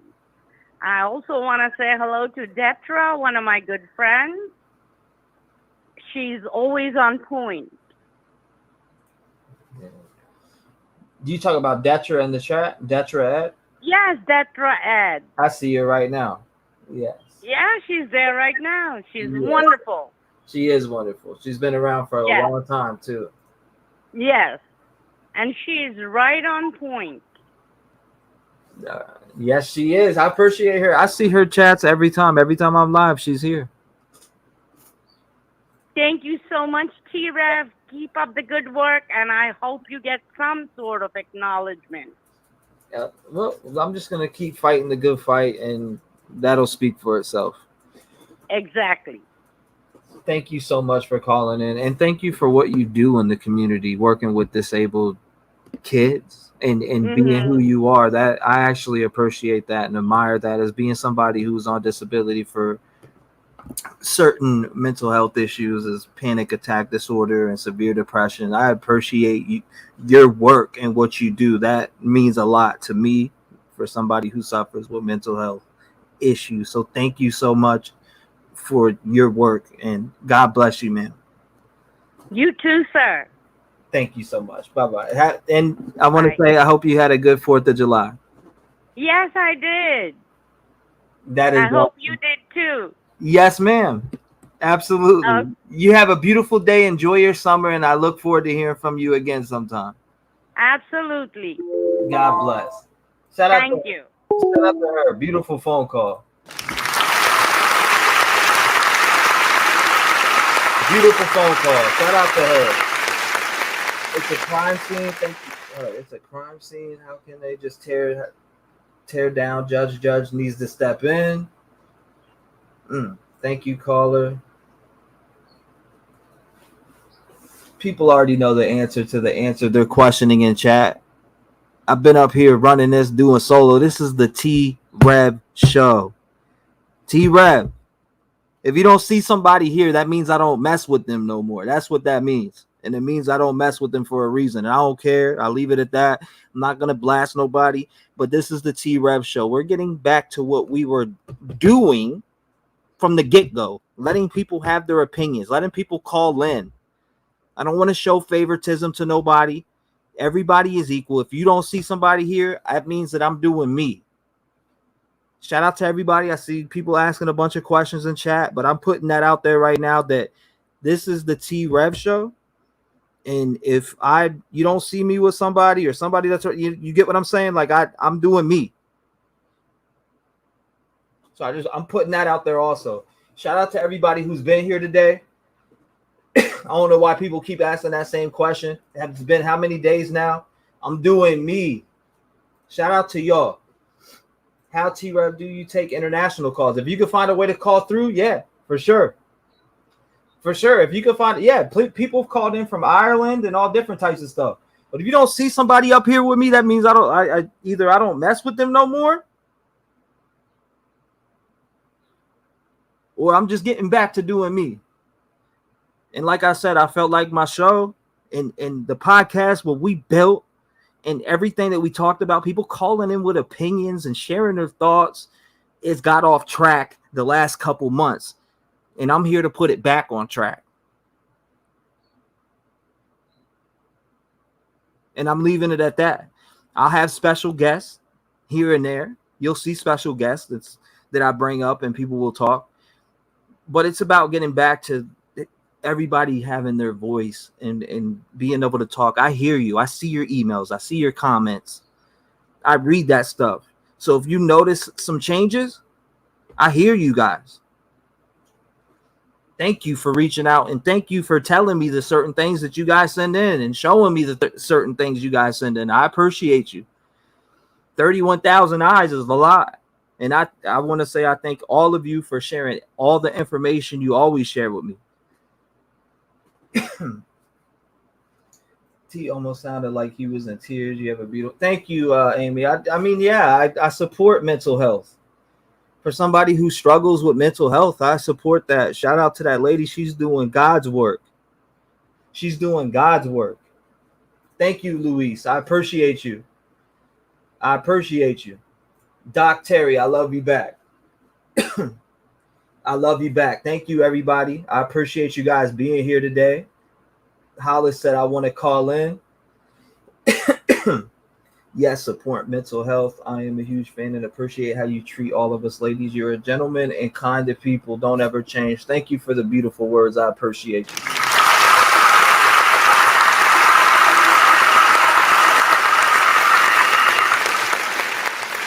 I appreciate you guys. Thank you, Deborah. Thank you. I appreciate everybody who was here today. We've been on for 3-something hours. I need to go. I've been gaining some weight.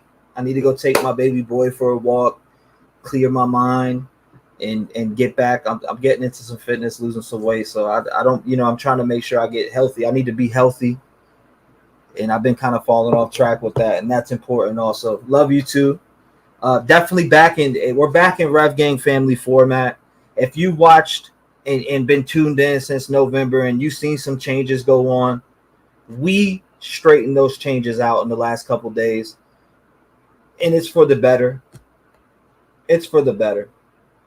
I see people asking about certain people in chat. Just know that we're back to the T-REV show. I hear you. I see your emails. I see the complaints. I see the things you guys say. And I don't want to lose people that I love. So thank you so much for being here for me and being here for these victims. And thank you everybody who donated yesterday to Xana Kernodle's GoFundMe, because I feel like she's been kind of silenced in a way, and her family hasn't gotten the support. I want to thank all of you for doing that. To see within that hour and 50 minutes that $3,000 goal be hit on the GoFundMe for Xana Kernodle, you guys blew me away yesterday. You guys blew me away yesterday. And I have to tell you that. You guys blew me away.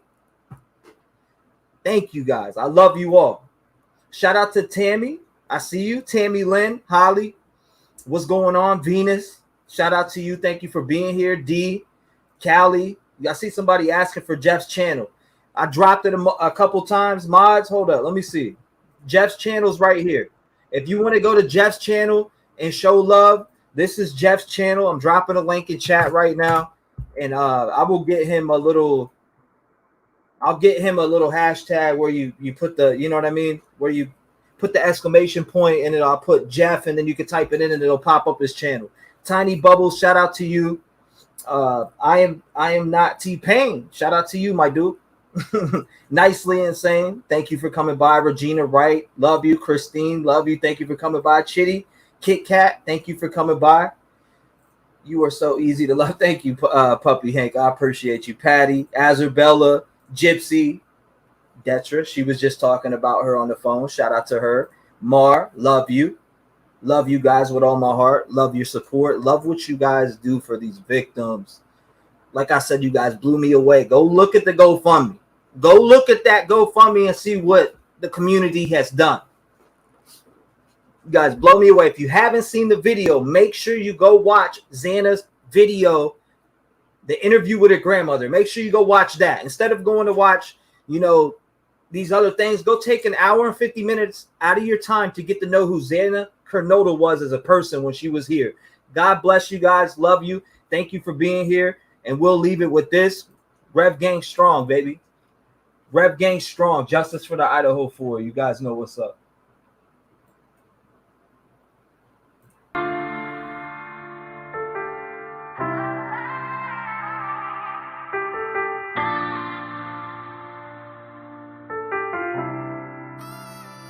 I count my blessings for the days when I was down and losing faith. They made me patient.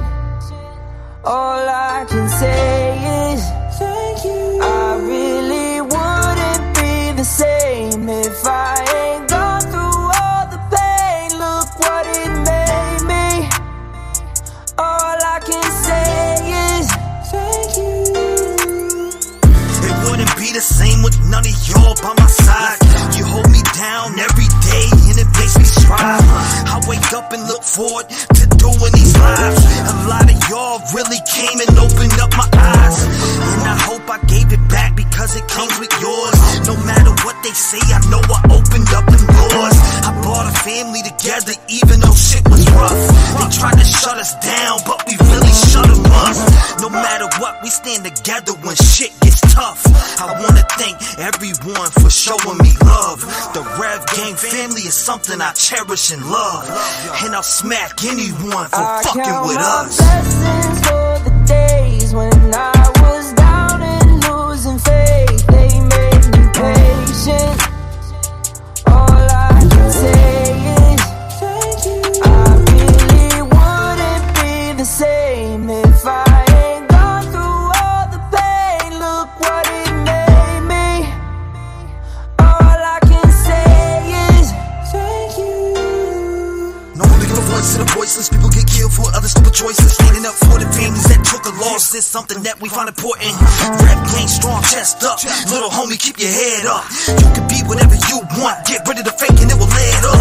All my light life, I strive for greatness. I manifested my time with patience. People try to copy us, but respect is earned, it's not an obligation. I love the fam and they love me back, and that's why I always have the backs. I give a voice to those people who were never given a chance for them slimy cats. When you come here, you ain't a number to me. I really take time to read what I see. Don't forget to lock your doors, cause there's danger all up in these streets. Y'all really put life into the air that I breathe. I really am thankful for all of my peeps. Your loyalty means a lot to me, so this is a special thank you from me. Blessings for the days when I was down and losing faith. They made me patient. All I can say is thank you. I really wouldn't be the same if I ain't gone through all the pain. Look what it made me. All I can say is thank you. Thank you. Thank you. Thank you.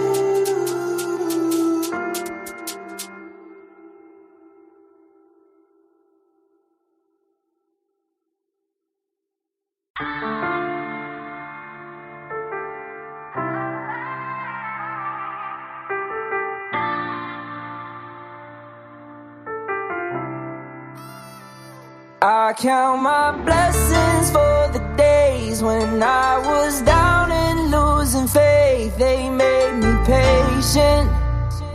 All I can say is thank you. I really wouldn't be the same if I ain't gone through all the pain. Look what it made me. All I can say is thank you. It wouldn't be the same with none of y'all by my side. You hold me down every day and it makes me strive. I wake up and look forward to doing these lives. A lot of y'all really came and opened up my eyes, and I hope I gave it back because it comes with yours. No matter what they say, I know I opened up them doors. I brought a family together even though shit was rough. They tried to shut us down, but we really shut them up. No matter what, we stand together when shit gets tough. I wanna thank everyone for showing me love. The Rev Gang family is something I cherish and love, and I'll smack anyone for fucking with us. Blessings for the days when I was down and losing faith. They made me patient. All I can say is thank you. I really wouldn't be the same if I ain't gone through all the pain. Look what it made me. All I can say is thank you. No one making a voice to the voiceless. People get killed for other stupid choices. Standing up for the families that took a loss is something that we find important. Rap gang strong, chest up. Little homie, keep your head up. You can be whatever you want. Get rid of the fake and it will lead up. All my life I strive for greatness. I manifested my time with patience. People try to copy us, but respect is earned, it's not an obligation. I love the fam and they love me back, and that's why I always have the backs. I give a voice to those people who were never given a chance for them slimy cats. When you come here, you ain't a number to me. I really take time to read what I see. Don't forget to lock your doors, cause there's danger all up in these streets. Y'all really put life into the air that I breathe. I really am thankful for all of my peeps. Your loyalty means a lot to me, so this is a special thank you from me. Blessings for